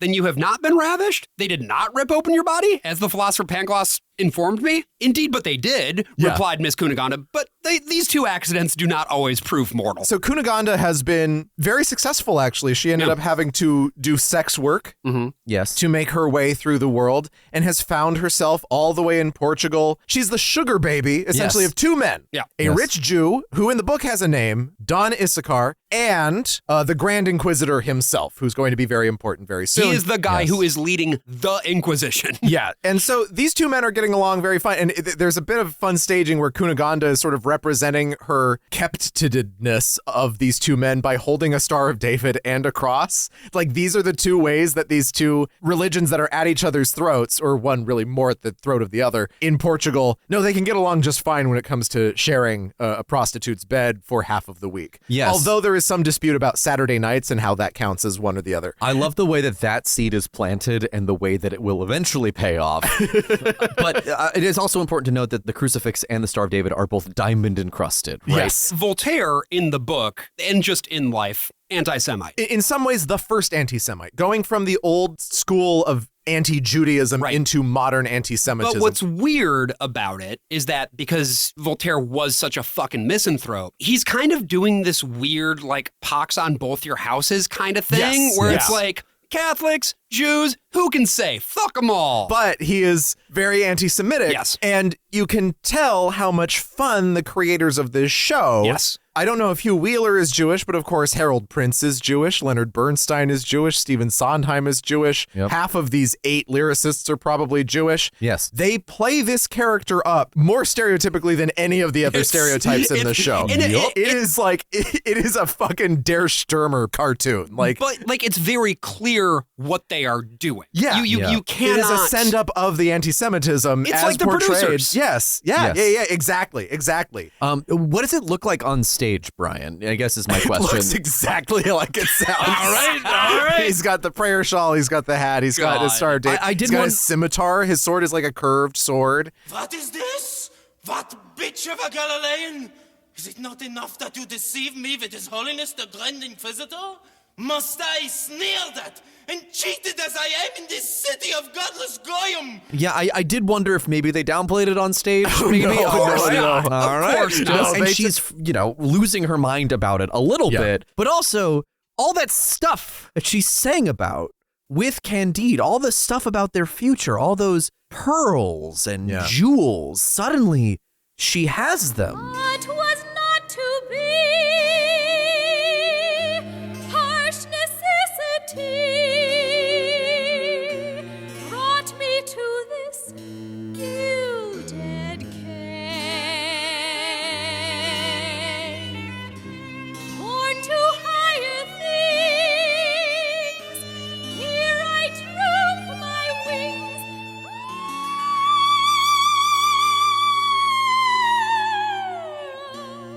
Singing of a sorrow nothing can assuage. And yet, of course, I rather like to revel. I have no strong objection to champagne. My wardrobe is expensive as the devil. Perhaps it is ignoble to complain. Enough of being basely tearful. I'll show my noble stuff by being bright and cheerful. So I sort of said at the beginning how this style of musical is just kind of not for me. Yeah, But I can so appreciate it and admire it on a technical level. And I will say, for her part, Kristen Chenoweth does an incredible... She's so funny. Does an incredible job with this number. Not only technically speaking, because she has one of the great voices of musical theater, but also just the way she put in that Charlie Kirk riff at the end, I thought was like really telling and timely. That's funny. Yeah, when Pangloss died, she goes vaxxed.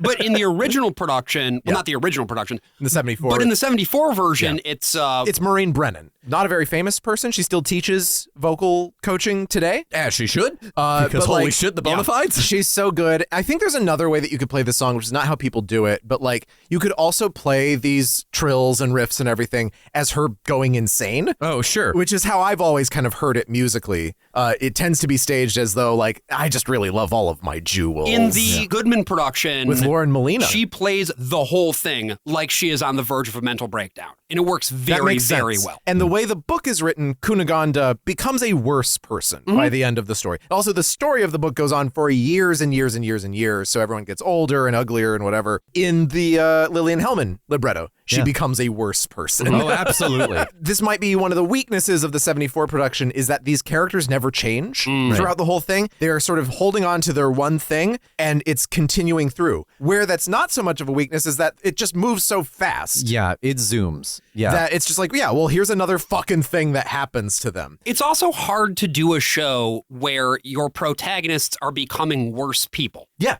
Like, that's really hard to do while it's very tricky. Making the characters still be, they don't even necessarily have to be sympathetic. You have to want to keep watching them. Because you also kind of have to start telling the story where they are causing things to happen. Right. Like, they have to have more agency, which the characters in Candide generally don't. They're victims, not victims exactly, but they are entirely enthralled to their circumstances. And that's what their reaction to the world. And this is why I love the Hellman libretto's second act, is because they figure that out. And they have it all come together kind of in a farcical way where everyone turns on each other and commits crimes against the other person. It becomes It's Always Sunny in a way that oh my God. I think is really, really lovely. And It's Always Sunny also obviously has that musical bent to it because they do musical episodes. Yeah. And I'm just saying, maybe they should write a musical. Maybe they should just do a musical. Danny DeVito, we get him on the Broadway stage again. Have him trod the boards. So as Candide and Dr. Pangloss are being dragged over to be tried and potentially executed, we have a song that treats this auto da fe, this horrible event, with the seriousness that it deserves. What a day, what a treat. Did you save me a seat? In the back, near the rack, but away from the heat. Though we won't see the bones, we'll hear most of the groans. And we'll still get a thrill throwing stones. Did you see? Yes, I saw. Oh, they broke in his jaw. Don't we know we should go? It's your father. Oh, will he burn? What's your guess? I suppose he'll confess. What a bore. I adore your new dress. It's the usual bunch who cremate and to crime there's a D. And a queen. And none with a huss. See you soon. We must dash. When they swept up the ash, we can beat down the street and have lunch. What a day for an auto da fe. What a sunny summer's night. What a day for an auto da fe. It's a lovely day for drinking and for watching people play. Tonally, to me, this is the song that works best in the entire show. It rocks so hard. Because their jollity is in direct opposition to what is actually happening in front of you. There are dancing penitentes on the stage. Yeah, it's a regular Blasphemous 2 up there. It's so fucking funny. They set up this like flogging post. They dig the post into the stage. They chain Candide to it. They hang Pangloss in a really fun little bit where he drops down a trap door and then immediately the noose gets pulled back up with a dummy of Pangloss's corpse on it. Yeah. And Candide, of course, shirtless, getting flogged way fewer times in this show than he does in the book because there's all this like naval stuff and everything. He's getting flogged everywhere. Yeah, and I feel like in terms of funny, this is like the one song in here that is a genuine like comedy song to me that does not rely on the performer to make it funny. Yeah. Like the turn of it, we're all just out here for a lovely picnic and we're going to watch someone die. Yes. Like that is so good and it escalates over the course of its runtime, right? There's a song a little bit later about a ship sinking that tries to do a similar thing that this song does and I think fails comedically. And I was particularly struck by the way that Mary Zimmerman staged this in the 2010 version because that production was in 2010 right before the big wave would come that would sweep Democrats back out of office. Yeah. And the reviews of the production at the time are talking about the tone and the way that you could argue, toxic optimism of the initial Obama era was sort of being swept away in favor of the extreme reactionary bullshit that would define the entire period that we are now still in. You know, Yes. in a lot of ways, the Trump era began in 2010. Well, it began in Mary Zimmerman's production, very famously. That's what Trump saw and was like, you know, I'm going to really make a run for it in 6 years. But so this is interesting to me, too, because it's about the dramaturgy of the central question of Candide. Yeah. What Yeah. does it mean to be optimistic in the face of horrible things? And at what point does that optimism become a liability? Yeah. You think about the time that Voltaire lives, and when we look back on it now, we kind of see it as an optimistic era, as an era where things went up instead of went down in history. The Enlightenment. The big line of history where things get better. Right. We have these revolutions, the American Revolution, which he lived to see. Right. And then, after he died, the French Revolution. Voltaire was not allowed to be buried in consecrated ground in Paris.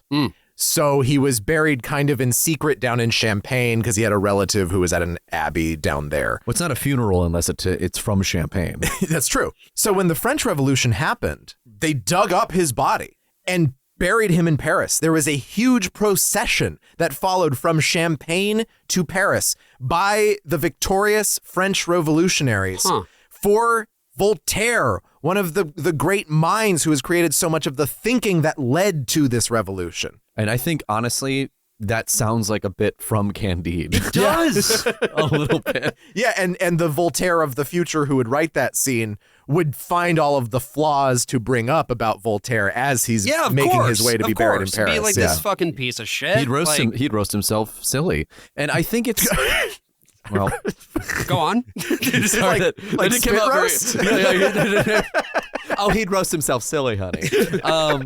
The hanging of Dr. Pangloss for his second death now sends... He'll be back, by the way. He'll be back. This is only a little death, as the French refer to it. It's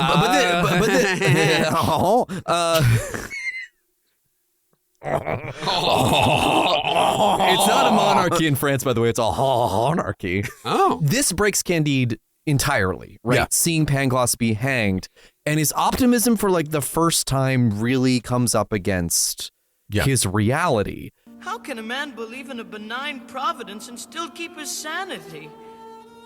To what purpose was this world created? To drive men mad. Who was that? Who spoke? Who but yourself, whose faith is as fragile as a straw in the wind? Is this all then? This the world? Death and envy, greed and blindness. What is kindness but a lie? I love this song. I think it is so beautiful, specifically. And what to live for but to die? Is so jarring coming from a character that is this optimistic, right? You're actually seeing the world affect him for the first time. And you talk about they don't change throughout the course of the show. He always remains optimistic, but they do find these little moments to sprinkle in the doubt here and there along the way. But he remains innocent, right? It's like his philosophy changes, but he doesn't. If I think the musical is arguing anything on purpose, it is that philosophy is only a small part of yourself. And that it is not the whole of yourself, and that you can abandon it while maintaining who you are. And Candide in the book doesn't really abandon it until he encounters slavery in the New World. Basically, that is his point. He sees what the Dutch are up to in South America, and he's like, this is fucked. This is fucked.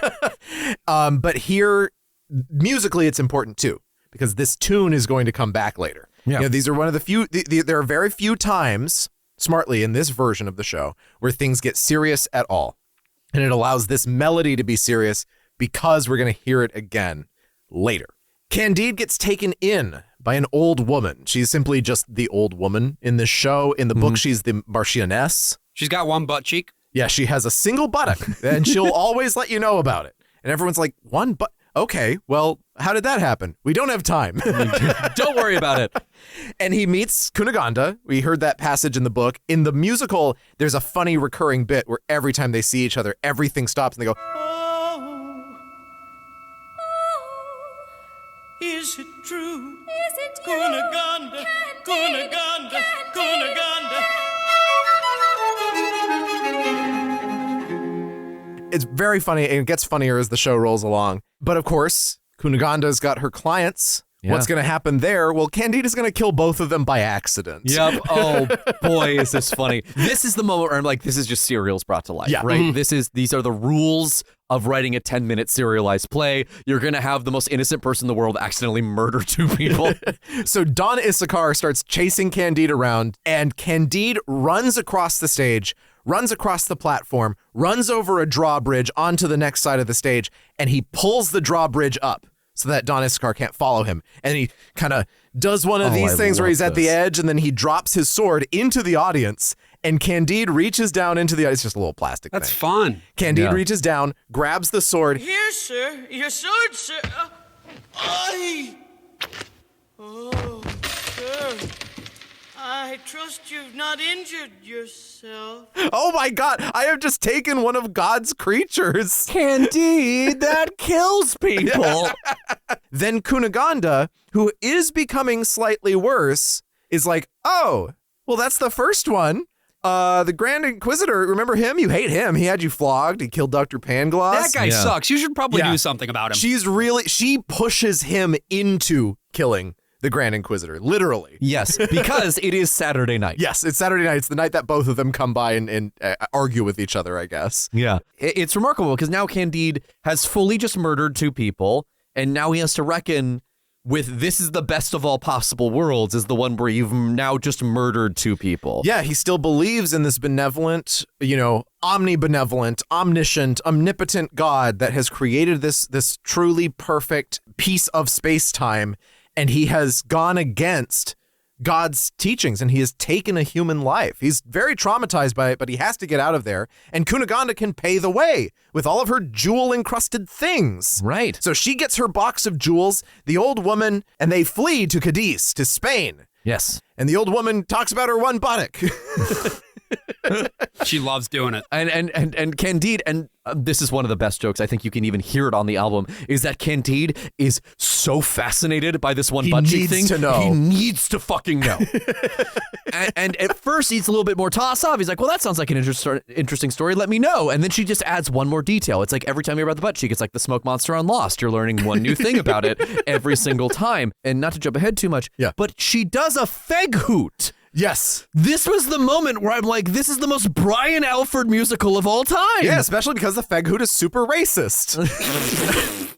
It is very racist. So, can't win them all. At this point, we find out that all of Cunegonde's jewels had been stolen by a Franciscan friar who was seeing the old woman earlier that day. Yes. Whoops. That's why you don't trust Franciscans. Am I right, Jesuits? I mean, the Jesuits don't come out looking much better. I just written a time travel story where into the year 2023, that's not the future. In the year 2223, it's the Jesuits who are listening to this episode who have taken over the world. They're like, no, thank you for giving us the this wonderful gift you have given us. What accent is that? It is Spanish. You sure about that? Nope. Not all of this. Nope. No. That's Spanish Franciscan Kermit the Frog. I'm Spanish. I'm suddenly Spanish.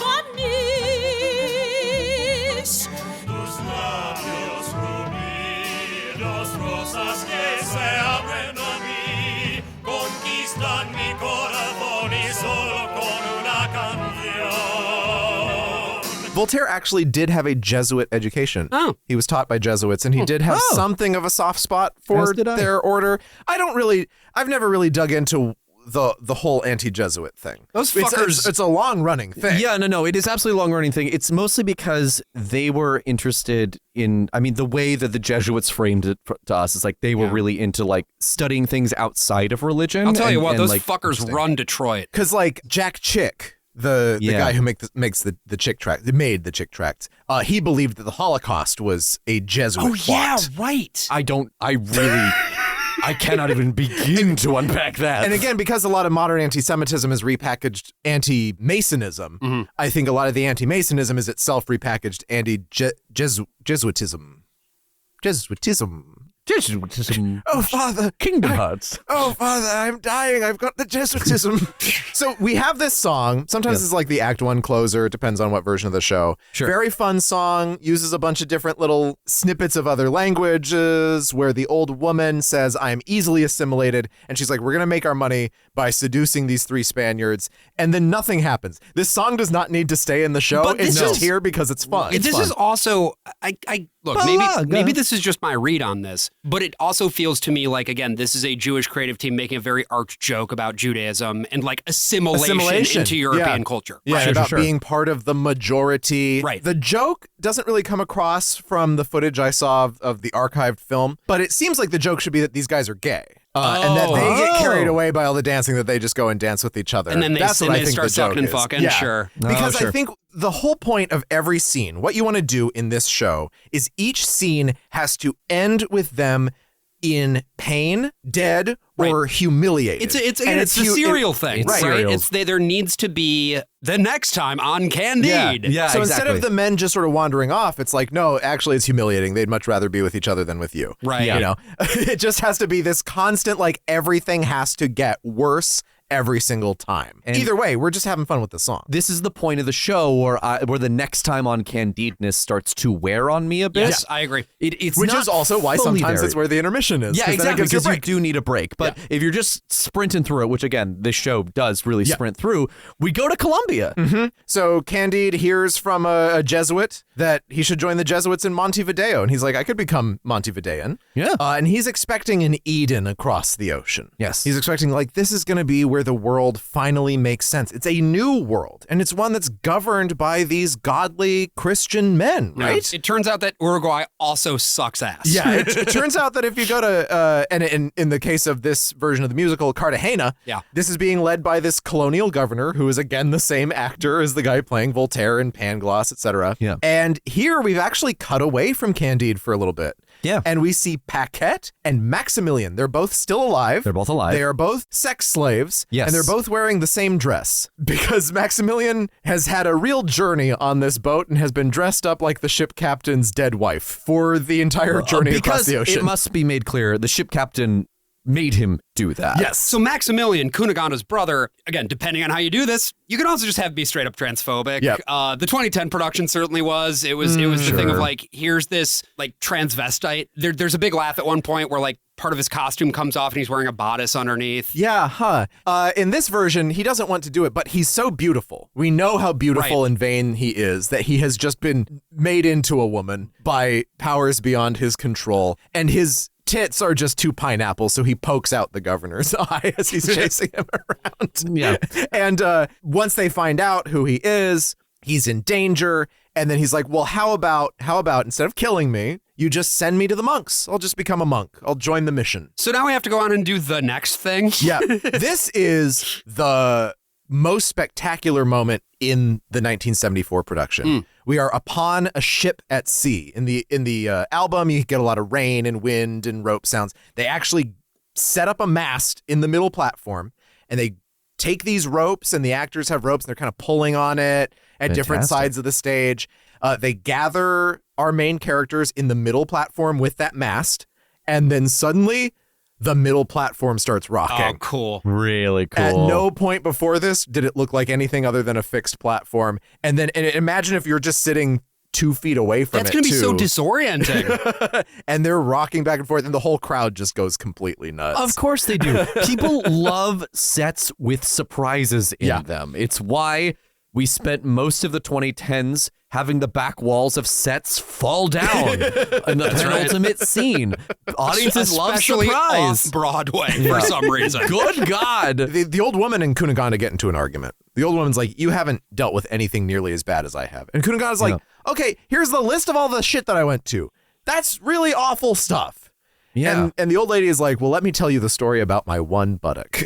Candide's like, yes! And Candide immediately gets rock hard. And this is the Feghoot. This is the Feghoot. It's also very racist. It's so racist. So she tells the story about how she's from Poland and she was a noblewoman and they were on a boat and then they got boarded by Barbary pirates and brought to North Africa. And her whole family gets torn apart, literally, by sex ravenous Moors of every shade. And really emphasizing the blackness of those Moors, of the ship, of the Barbary pirate ship captain, how black he is. And for what it's worth, the book is even worse. Yes. This is a toned down version? Yeah. Oh, boy. And none of this is in Lillian Hellman's version. She went woke. She made a pretty not racist libretto for the 1950s production. Yeah. And this one is kind of indulging, I guess, in that transgressive racist quality in a way that I don't know what it's doing, though. Like, it's not like pointed enough to be. I just feel like it is reflecting the sensibilities of the time where like everything racial was played for maximal value. Yeah. And obviously on the actual black side of things, like in terms of black people making art, you get blaxploitation. Right. You Which have is Melvin Van Peebles, who's making movies and Broadway plays at this very time. Which is taking those tropes and claiming ownership over them in a way that's actually fun. Yeah. But I guess it was just white people being like, damn, there sure do be black people, though. Yeah, like, I do wonder how much of it is like, oh, we're cool now. We can do this. I think that's part of that's part of it. Yeah. And it's almost not even offensive because it's so like dated in the 300 years old sense, but it's just like, why are we doing it this way? Because the punchline isn't even like, it's not even a good Feghoot in that it's like, oh, the light was on. Like, you know, like there is no, the punchline. I mean, it to is this a good punchline. It does play to the audience. Like, I think it does get a good pop. Patti LuPone does a really good job with it because she crawls away. She finds herself under the shade of a palm tree and she passes out, only to find a large white man on top of her body who immediately starts crying because she is supposed to be the most beautiful woman ever. Right. She still has both her buttocks at this point, by the way. And he says, "What a day to be a eunuch." Right. And it's like, finally she can't get fucked by this guy, but even he is so awful that he tried to anyway. The horrible racism aside, this is all men across every race. Which again, it's like, I think it's trying to make a point about like, men are terrible. And it's doing it in that sort of South Parky, we're going to offend everyone kind of way. Yeah, but it's not sharp enough to do that. But maybe in the 70s it was. I genuinely don't know. Maybe. I mean, anyone who was alive in the 70s and saw this, sound off in the comments. I know there's a few of you. Generally, the whole point of this is just to show how awful her life has been. And there's a number of ways that you could do that. And the best part of the story is that eunuch thing is the obvious close to the story. And then Candide is like, but what about the buttock? What's happened to your buttock? It's also just interesting right now, even talking about this, because it's like, this is the point in the show where I begin to lose interest. And I am realizing that the exact same thing is happening as we talk about it. I'm like, okay, like, great. This is something the book does more is like, it makes a point. It's like, here's what I have to say about this part of society. Here's what I have to say about this part of society.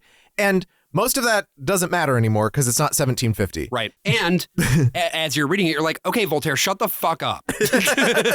That's cool, niece fucker. Well, I mean, it's just about keeping up momentum. And the thing is like, this to me feels like in a Sondheim show, this would be the moment where like the old woman tells this story that has a different point to it, like a moral lesson to it. Yeah. That is profound and moving. So then Candide can be like, but what happened to your ass? Yeah, where he doesn't care. We kind of see him getting worse. Again, getting worse. I think, having read the Hellman libretto last night, I was like, this is what this play needs to be. Like, a lot of things about it that I don't quite like. I don't think it connects very well between things, but like the idea that these characters are getting worse, I think needs to find its way back into Candide. Yeah, and the thing about Hellman's libretto is that it is a complete idea without the songs. Yeah. Wheeler's libretto cannot exist without the songs, which I think is why he's ultimately more successful, even though I find Hellman's themes to be more profound. The black characters in this are, again, all off stage. They're all being mentioned.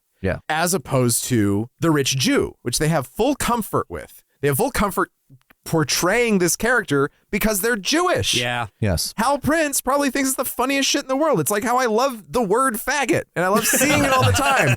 But then if I see the wrong person say it, I want to kill them. Right. Yeah. With guns and bombs and feet. With feet. Mostly feet. Lots of feet. Mostly lots feet. of feet. Yeah. Foot death. It's like ego death, but with feet. With feet. Yeah, that's self-explanatory. And with this, it's like you haven't done anything here. If you're not even going to go so far as to do the racist thing, which you're going to do with the South American pygmy stuff, with the Arabs later, what is this? And it's just kind of not anything. Well, they get boarded by pirates. Yeah, they get boarded by pirates. That's where it can be something again, because like, oh no, not again. Pirates again. Mm-hmm. Yeah. The worst thing that ever happened to me was pirates, and now we're at Pirates Part 2. Once again, pirates. Brother, pirates again? Yeah. They're boarded by pirates. They don't take Candide with them. Yes. And he actually falls into the audience, and he has this monologue. Is there no end? Must men always ravish, massacre? Must they always be brigands, cutthroats, cheats, rapists, fanatics, hypocrites and murderers? Actors? Panderers? Have sparrowhawks not always slaughtered the pigeons that come their way? Why should what applies to pigeon-hawks not apply to men? But surely man who was chosen by God as his image on earth. His image. Maybe this is his image. Yeah, and that's interesting. So this voice, this is listed as Dr. Voltaire in this script. Yeah. But it's kind of ambiguous whether it's Voltaire or Pangloss in this moment. Yeah, because there's never a reckoning where like Candide confronts Voltaire in what I thought it was kind of building to. Yeah. That Candide is the one who can hear Voltaire the whole time. But no, I think it's Pangloss. I think they really do keep it just in the realm of these characters exist in their world and Voltaire exists as a commentator on their world. But it's interesting for it to be Voltaire's name here. Yeah. Because I think this is more of Voltaire's idea of God. Yeah. Is that absolutely. This is the image of God. It's Hobbesian, it's brutish. You have a brutish and short life. So we find ourselves back in South America. We're at the mission. Candide gets reunited with Paquette and Maximilian, who are both monks. Yeah, Paquette is now in the opposite drag. Yep. That Maximilian was the first time we saw him. And Candide is like, well, how are you able to be a monk? And she's like, well, the monks want to have sex with somebody. Yep. This is another one where I wanted there to be another punchline where it's also Maximilian that they're having sex with. Yeah. Which doesn't happen. So when I fix this and I make it into a limited series, American musical story, first season chess, first season second chess, season Candide, third season mass suicide. It was a weird musical. No, it's Dude. Oh, Dude! Come on! And Candide is like, oh, by the way, Maximilian, shit, you're alive. You're both alive. That's great. Cunegonde's still alive. And guess what? We're going to get married. And Maximilian immediately, his smile drops. Yeah, this is probably my favorite joke in the entire book. So each chapter has the number and then the little subhead of what happens in that chapter. Right. And so with each of the chapters that you read, you're sort of primed to be like, oh, here's what's going to happen here. At the end of chapter 14, the reception Candide and Cacambo met with among the Jesuits in Paraguay. Cacambo is a South American guy that Candide meets in the book and is sometimes in the musical. Right. Yeah, okay. They meet up. They're very excited to see each other. And the book says, every word they uttered during this long conversation was productive of some new matter of astonishment. Their souls fluttered on their tongues, listened in their ears, and sparkled in their eyes. Like true Germans, they continued a long while at a table, waiting for the Reverend Father, and the Commandant spoke to his dear Candide as follows. And that's the end of the chapter. Chapter 15. How Candide killed the brother of his dear Cunegonde. Incredible. That's funny. That's a good punchline. Should also be worth noting that Candide being German is kind of important because Voltaire sees Germans essentially as barbarians. Even says as much. He thinks of the English kind of this way too, but he thinks of Germans as being very, very stupid people. And this is also why Voltaire, who himself was a playwright, we don't really talk about his plays so much for good reason. He also thought that Shakespeare was very overrated. Shakespeare didn't really play in France in his life, but he lived in England for a while, saw some Shakespeare plays because he's very popular. And he's like, well, Shakespeare's a barbarian. The only people who like him are Angles and Germans. Another thing he was extremely wrong about. I mean, he's a hater, right? Like, ultimately, he's the ultimate hater. It's got to come from a place of insecurity, too, right? It has to. Yeah. Especially when you read Voltaire's plays. So there's this statue of St. Francis that has been set up on the stage. They have Voltaire come in and drag it on and place it and everything. And the moment that Maximilian hears that Candide is going to marry Cunegonde after all of his old prejudices come back. And he's like, absolutely not. I'm the fucking baron of this house. Yeah. You are not going to do that. And they run around a little bit, and then Candide accidentally pushes the statue of St. Francis onto him and kills him instantly. In the book, he just kills him in self-defense. And I just really want to point out that on the recording of this, they do something really fun with the radio drama, which is that Dr. Voltaire comes on and he's just like, don't mind me, I'm just going to place this very large statue at this precarious And that's crevice. Your favorite joke to do, just generally. No, don't worry. I'm going to call attention to it later. So Candide and Paquette escape. Once again, everybody's dead. Everybody's escaping. We have this great spectacular scene change where all these green ribbons drop from the ceiling to create the jungle. They run through the jungle to get to El Dorado. They built El Dorado, the magnificent. Did no one else see Road to El Dorado? I did. Was it another hit song from Hotel Dorado? The Road to El Dorado? AJ, I know it. I just chose not to acknowledge it. I don't remember it. I'll say I don't remember. There's not a Kevin Kline in sight. I remember the one that they sing about being gods. I remember Chell. So while we're in the jungle in El Dorado, we hear a little bit else about like what happens to Cunegonde. She ends up falling off the boat or something, and she's living off of clams. This section I don't think works at all. No. The El Dorado section, because in the book you get a whole picture of what El Dorado is. It's this scientifically advanced paradise where everyone has everything. Gold means nothing to them. I don't really get what Voltaire's even trying to get to at this point, because it seems like it works against his whole thesis.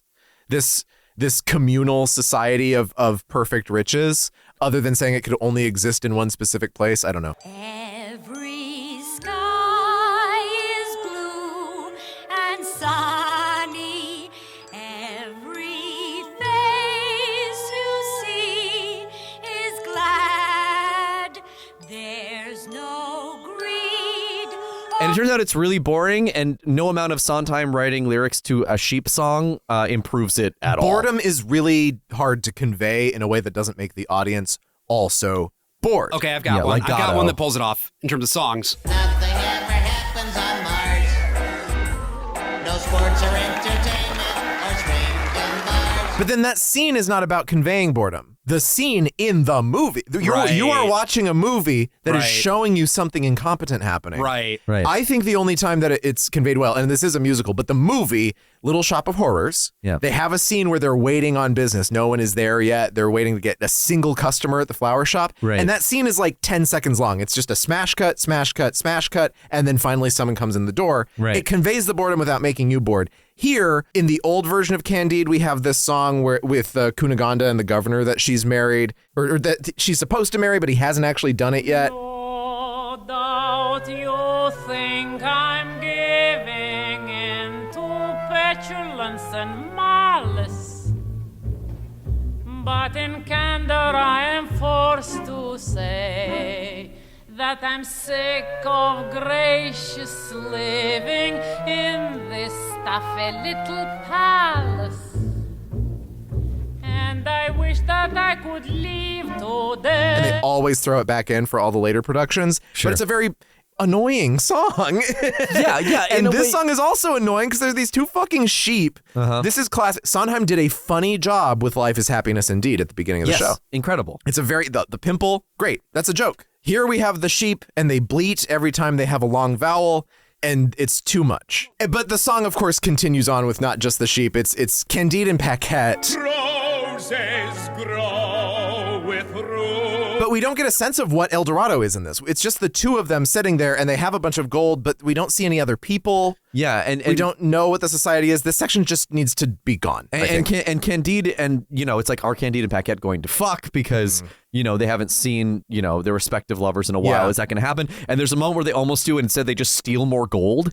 And I do think that maybe there's an argument to this section being like really anti-colonialist, but like no, some of it kind of hovers in that direction in the book. But it like gestures towards it, but then it doesn't fully commit to it. I think right? it's clearer in the sections with the colonial governor. It's like, look at this complete degenerate. But that's more about how fucking shitty the Spanish are. Again, it's not really about colonialism per se. No. Yeah, then there's a point when they leave El Dorado in the book and they come across a man who has had his hand and his foot cut off, who is a slave to this Dutchman, Vanderdender.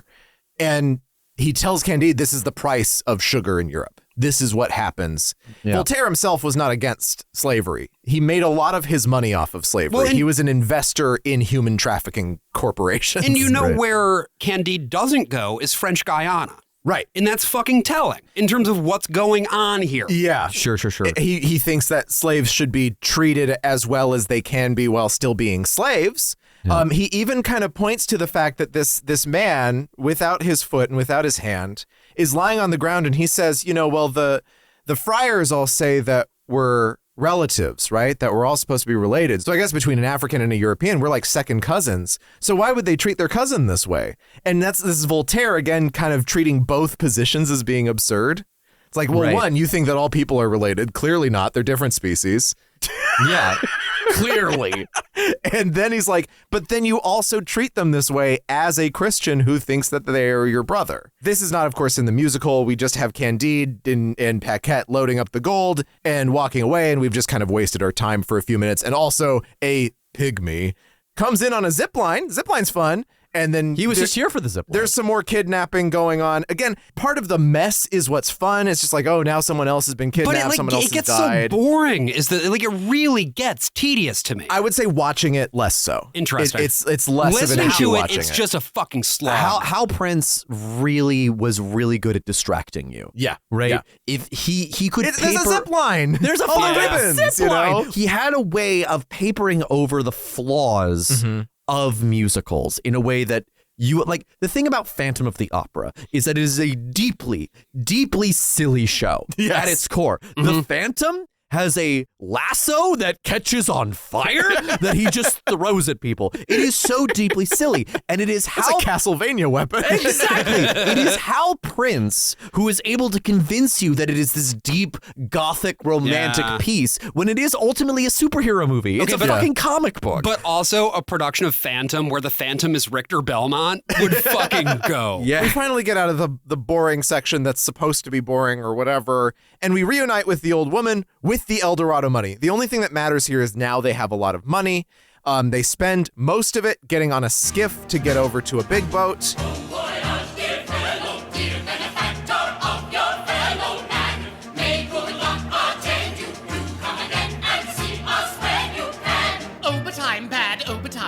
Playing such a very dirty trick on such a fine lad. I'm a no-cad, Always when I do this sort of thing, it makes me so sad, ever so sad. Oh, but I'm bad, ever so bad. Bon voyage, bon voyage, bon voyage, bon voyage.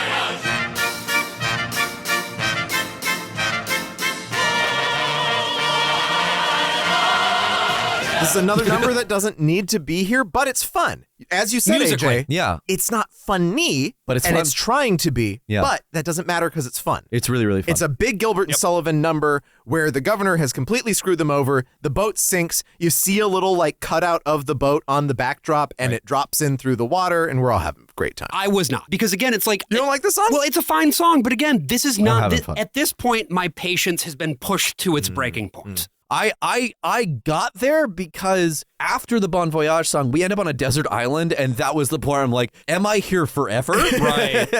I don't know if there's a God anymore. I think we got to have one more Best of All Possible Worlds to get me back in. There's a great point in the Hellman version of the show where they're just sort of on a raft now, still out at sea, and there's this character named Martin who's sort of the anti-Pangloss. Right. He's a guy who's from El Dorado where nothing ever goes wrong, but he believes in pure pessimism of the world. Yeah. And he's on the raft with Candide. Candide finally lets loose in that version of the musical on being like, this philosophy was bullshit that I was raised on. Yeah. And Martin was like, yeah, you got to understand, this is how the world is. It's all terrible. It's all miserable. They're both looking in different directions. They're not looking at each other. And then a shark pops up out of the water and he's like, well, that's an interesting fish. Look at those eyes. And then he just gets eaten and Candide just keeps talking and doesn't realize that he's gone. But yeah, they're briefly on the desert island, but the sheep are still there. So they still have a bunch of gold, I guess. Just keep moving. And we're almost getting there because then they decide to go to Constantinople. Which is how Candide pronounces Constantinople. But then we go to Constantinople and it's like, oh boy, okay. We're doing racism again. Oh boy, what a racism. And also, I make a cameo? Yes, there's this voice. Someone in that cast, someone in the ensemble is just H.A. Titty.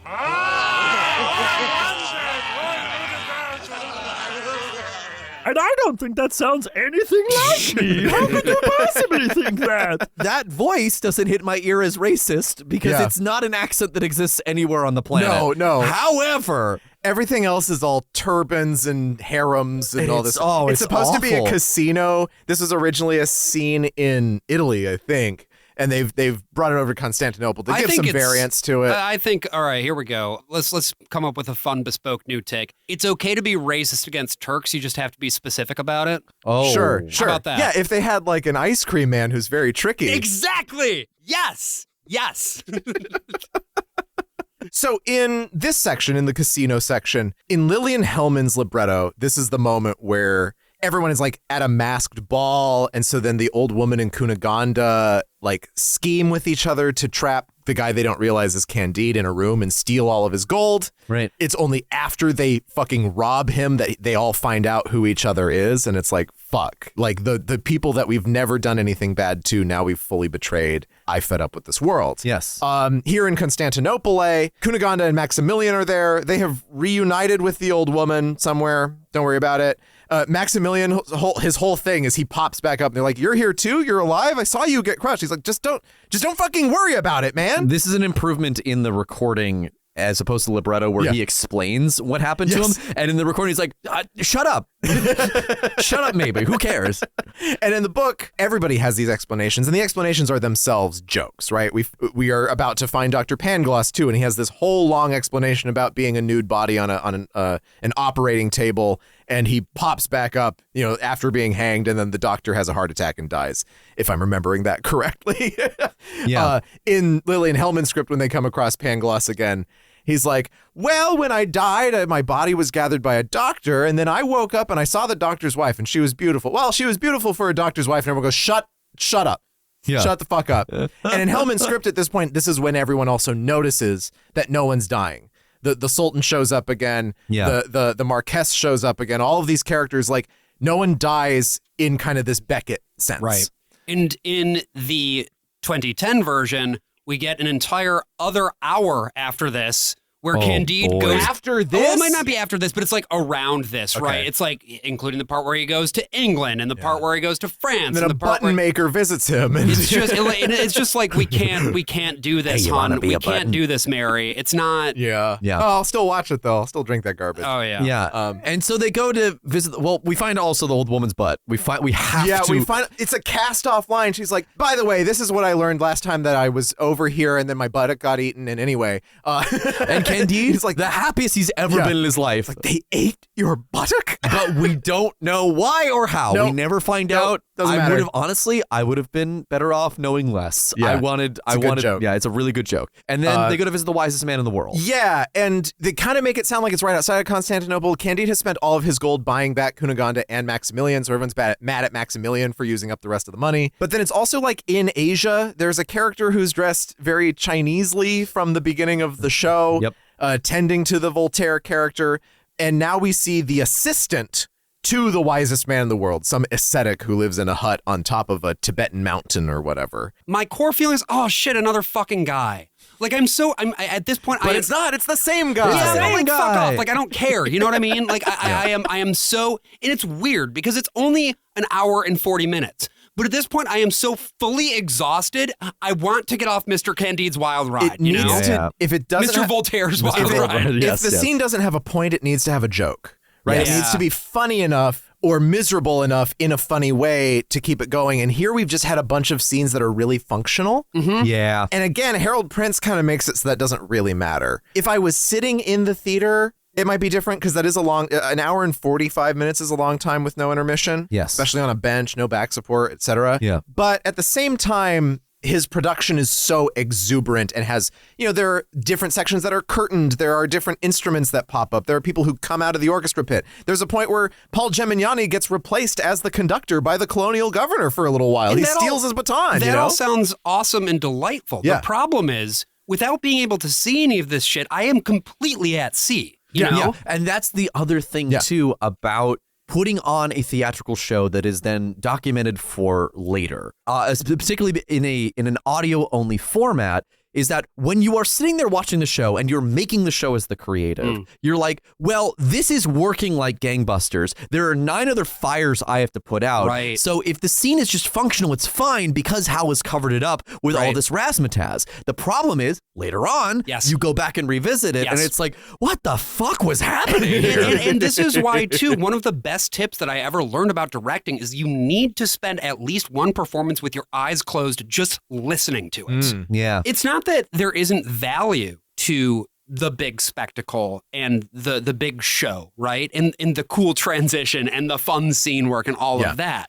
And different people want different things from theater. For me personally, though, I find that if I don't have a strong narrative thread to hang on to, a narrative thread that is made explicit in some way that I can hear, I just lose it. The key component is that you can have the events around the characters be as big as you want, and that they can escalate over time, and you can have the events start to repeat themselves. They can eventually become repetitive, and the audience will go along with you as long as there is something that is revealed about the main character that's new in every single episode. As long as the character has forward momentum, everything else around it is just kind of set dressing. And to the point of Candide, that forward momentum, as we were saying, it could be him getting worse. Yeah. It could be him becoming a shitty guy. Because that's what Peer Gynt is. It's just like a new shitty thing that he does. He just keeps worse and worse. And I also think that Peer Gynt wears out its welcome. Well, in the 4th act especially. The 5th act. The 5th act. And I think that is to the credit of the 2010 staging, despite how fucking long it is that eventually, as in the book,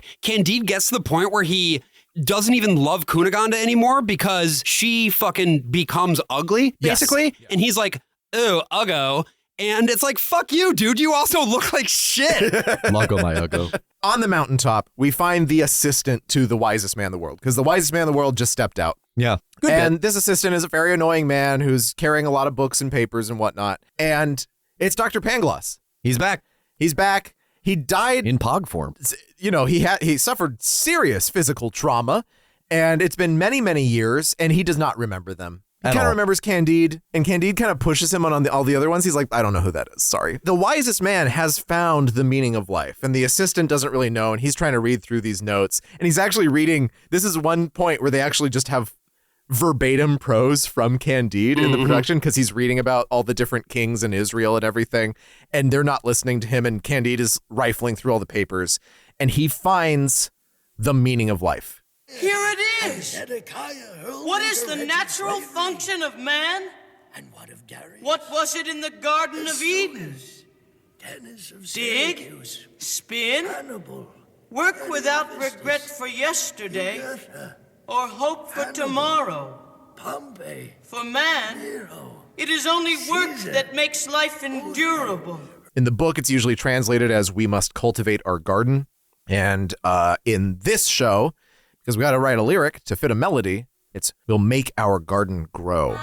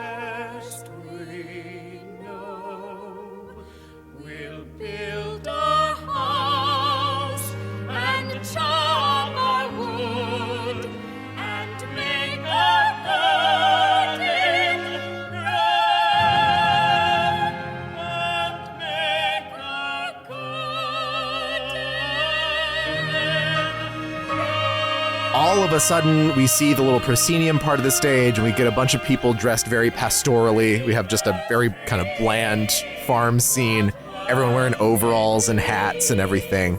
And Candide is like, everything else has fallen apart. Let's come together and abandon the ideal and live out this pastoral future where we will simply have a garden and we will suffer the same way that anyone else does, but we will live our lives. Yeah, just to quote from the very end of the book here.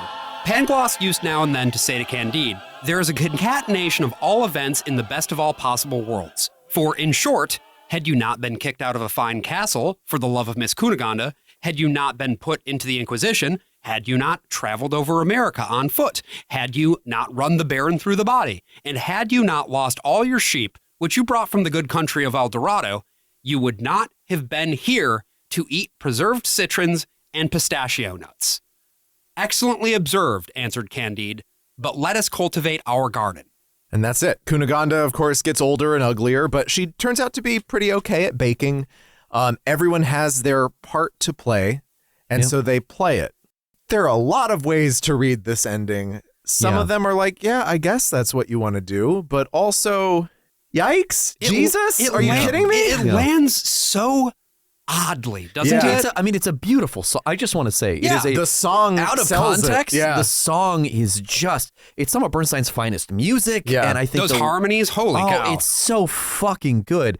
But yeah, the moral message at the end of it is just like, keep to yourself. Mind your fucking business. It's a libertarian show, turns out. I mean, I've talked about this before. We've talked about this idea even earlier this year in Wit's Endless Summer. But like the idea of to each his own is kind of an animating principle of modern liberalism, right? It's like this new idea. We're not part of a greater system that we need to fulfill this idea. We can simply keep to ourselves and take care of our nuclear families or whatever. Right.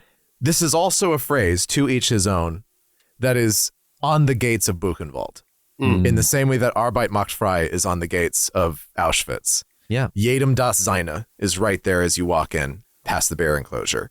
There is something to the idea of tending to your own first, but what Voltaire is advocating is just fucking forget about it. Don't think about the high-minded shit anymore. Don't read too much. Don't let because he thinks that the more knowledge you have, the more despair you'll have. Yeah. So he's not wrong. No, I suppose. This is his Unplug musical. Yeah.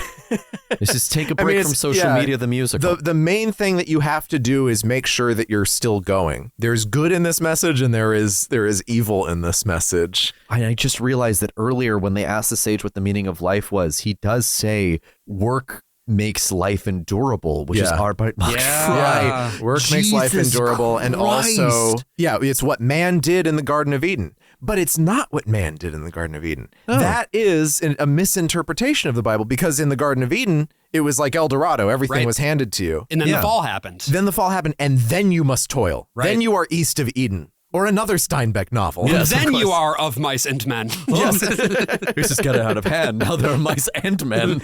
So we've made our garden grow for 5 years now. Yeah. And again, I think it may be just because I'm getting sentimental because it is the 5-year anniversary or whatever, but it was hard listening to this and not try to find so how does this connect to what we've been doing this whole time? Sure. Apart from the myth that I was Candide. That I built up for myself for 5 years. I cannot believe you actually, that was really this is why do you think that we think that much? Well, I don't know, because I have a sick brain. I love that I'm not the pox. only. I like that I'm not the only paranoid person on the podcast. But you're the cow. You're the cow that helps us make our garden grow, and then you die of the pox. And then I die of the pox. I do die. I do tip That's a over great by button. the pox. That happens in no other production of Candide. It's only in the 1974 production where they have this cow. They finish singing the song. The cow falls over, and Voltaire says, "Ah, me, the pox." Yeah, and it subverts his whole point, right? Yeah. Which is go back to pastoralism, except it will find you. The pox will always find you. I mean, one of the main things of many of us, I would imagine, at least I can speak for Josh and I, we came from being very lib-minded, being liberal-minded, of this idea of living in this enlightened society where all of this sort of gross right-wing stuff was there, but it was on the periphery and we could fix it through the systems itself, right? Yeah. But then the pox came for us. Trump was elected and the country went full on. And then there was like an actual pox. There was and then in 2020 there was a fucking pox. But the main thing I'm taking away from Candide is this lyric in the final bit, which I think is actually a pretty decent summation of what we do here on this podcast. Let us try before we die to make some sense of life. We're neither pure nor wise nor good. We'll do the best we know. And I don't know shit. Yeah. Exactly. And we're going to keep on doing that for 5 years after this and 5 years after that and 5 years after that. And if you want to help us grow that garden, we got a lot of seeds to plant and seeds and cows cost money. So if you want to support us going forward, it's only $5 a month. Woo! Yeah. At the Grand Inquisitor tier. That's right. Named after that guy. Do you remember which we may or may not keep. We might change it going forward. I feel like that could just be Candide. Or you can come see us in person on the 24th. Yeah. Again, tickets still on sale and they are moving. I want to make sure that you can get a seat if you want one. Yeah. So please buy those tickets. Links down in the show notes. And if you can't make it in person, get your dang live stream ticket because those will be on sale as well. If you do appear in person, there will also be some merch on sale. True. At least shirts, maybe a couple other things. And we'll be there. Yes. We certainly will be there, and some beautiful actors are going to be true. there. Some of whom Voltaire. We're probably going to be doing an announcement pretty soon about some of those very actors. But let's just say that if you've ever listened to a little podcast called Quarators, you might know a couple of them. Yeah. Quarators, which also got its title from Candide. That's right. So this is the worst of all possible worlds. This is our show that we have had as a podcast for 5 years and as a YouTube channel for a little bit longer than that. Yeah. And my final thoughts here are about that garden, making your garden grow. Because when Lillian Hellman's version of the musical ends, Candide has been robbed by Cunegonde and the old woman. Everyone has kind of built a truce together and decided to go back to Westphalia. And we finally see the castle that opened the show as a complete wreck. Maximilian is there, alive, and he says, don't worry about it. Yeah. Maximilian, who did not die. Yeah. God bless us, everyone. Candide did not speak all the way from Italy to Westphalia. Days and days and days and weeks of traveling. And he couldn't even talk anymore. And Pangloss is going on about how everything was fated for them to come back to this wreckage to rebuild it into something beautiful. And then finally Candide speaks up and says, shut the fuck up. He rips into everybody and he tells them all to fuck off. And he's going to make this little fire by himself. And then one by one they come back because they all have something to contribute. As long as they think about themselves as people who are working together on something, rather than at odds with each other and individually trying to enrich themselves, they can make something happen. Because Lillian Hellman was herself a devoted communist. She did not think of attending to your garden in that individualistic and Hitlerian way. But she was a communist in the 1950s. She and Leonard Bernstein and countless other people were the victims of the House Un-American Activities Committee, and the left in America, as we knew it to be, was dead. People talk about this libretto as saying, oh, it was just about like McCarthyism because they haven't read the fucking thing and they don't know what it's about. It is about McCarthyism, but not as like an explicit, like everything becomes the auto da fe. It's about what do we do now that our left movements have been defeated? Well, what do we know how to do? We will make our garden grow. The question is, who is in your garden? Is it just your spouse, your children, your parents, the people who are right next to you, in the same building as you, in the same neighborhood as you? You got to start somewhere because in some sense, yes, the whole world is the garden, right? That's the universe that was created in the best possible way by the monad. But your garden can start small. It has to start, though. You have to tend to the garden. You have to see to it that you can be supported by other people, from each according to their ability, to each according to their need. And yes, it can be very dispiriting to have the ideology that you have, to know that the world itself should be better than it is and see that it is not. And yet, You can do something where you are. And it's not my place to tell you what it is, because Lord knows I don't fucking know what it is for me. I have tended to this particular garden for a number of years. I have tried and often failed to tend to some other gardens, tried to expand that garden, but who knows what the future can hold. As we look into the future, we do have to keep sight of the things that make us sane and that keep us going. Because if you can't tend to yourself, you can't tend to anyone else. So we will build our house, we will chop our wood, and we will make our garden grow. I'm the worst of all possible Brians. I'm the worst of all possible AJs. And I'm the worst of all possible Joshes. See you for 5 more years. 5 more years. 5 more years. The Jesuits are coming. Everybody go.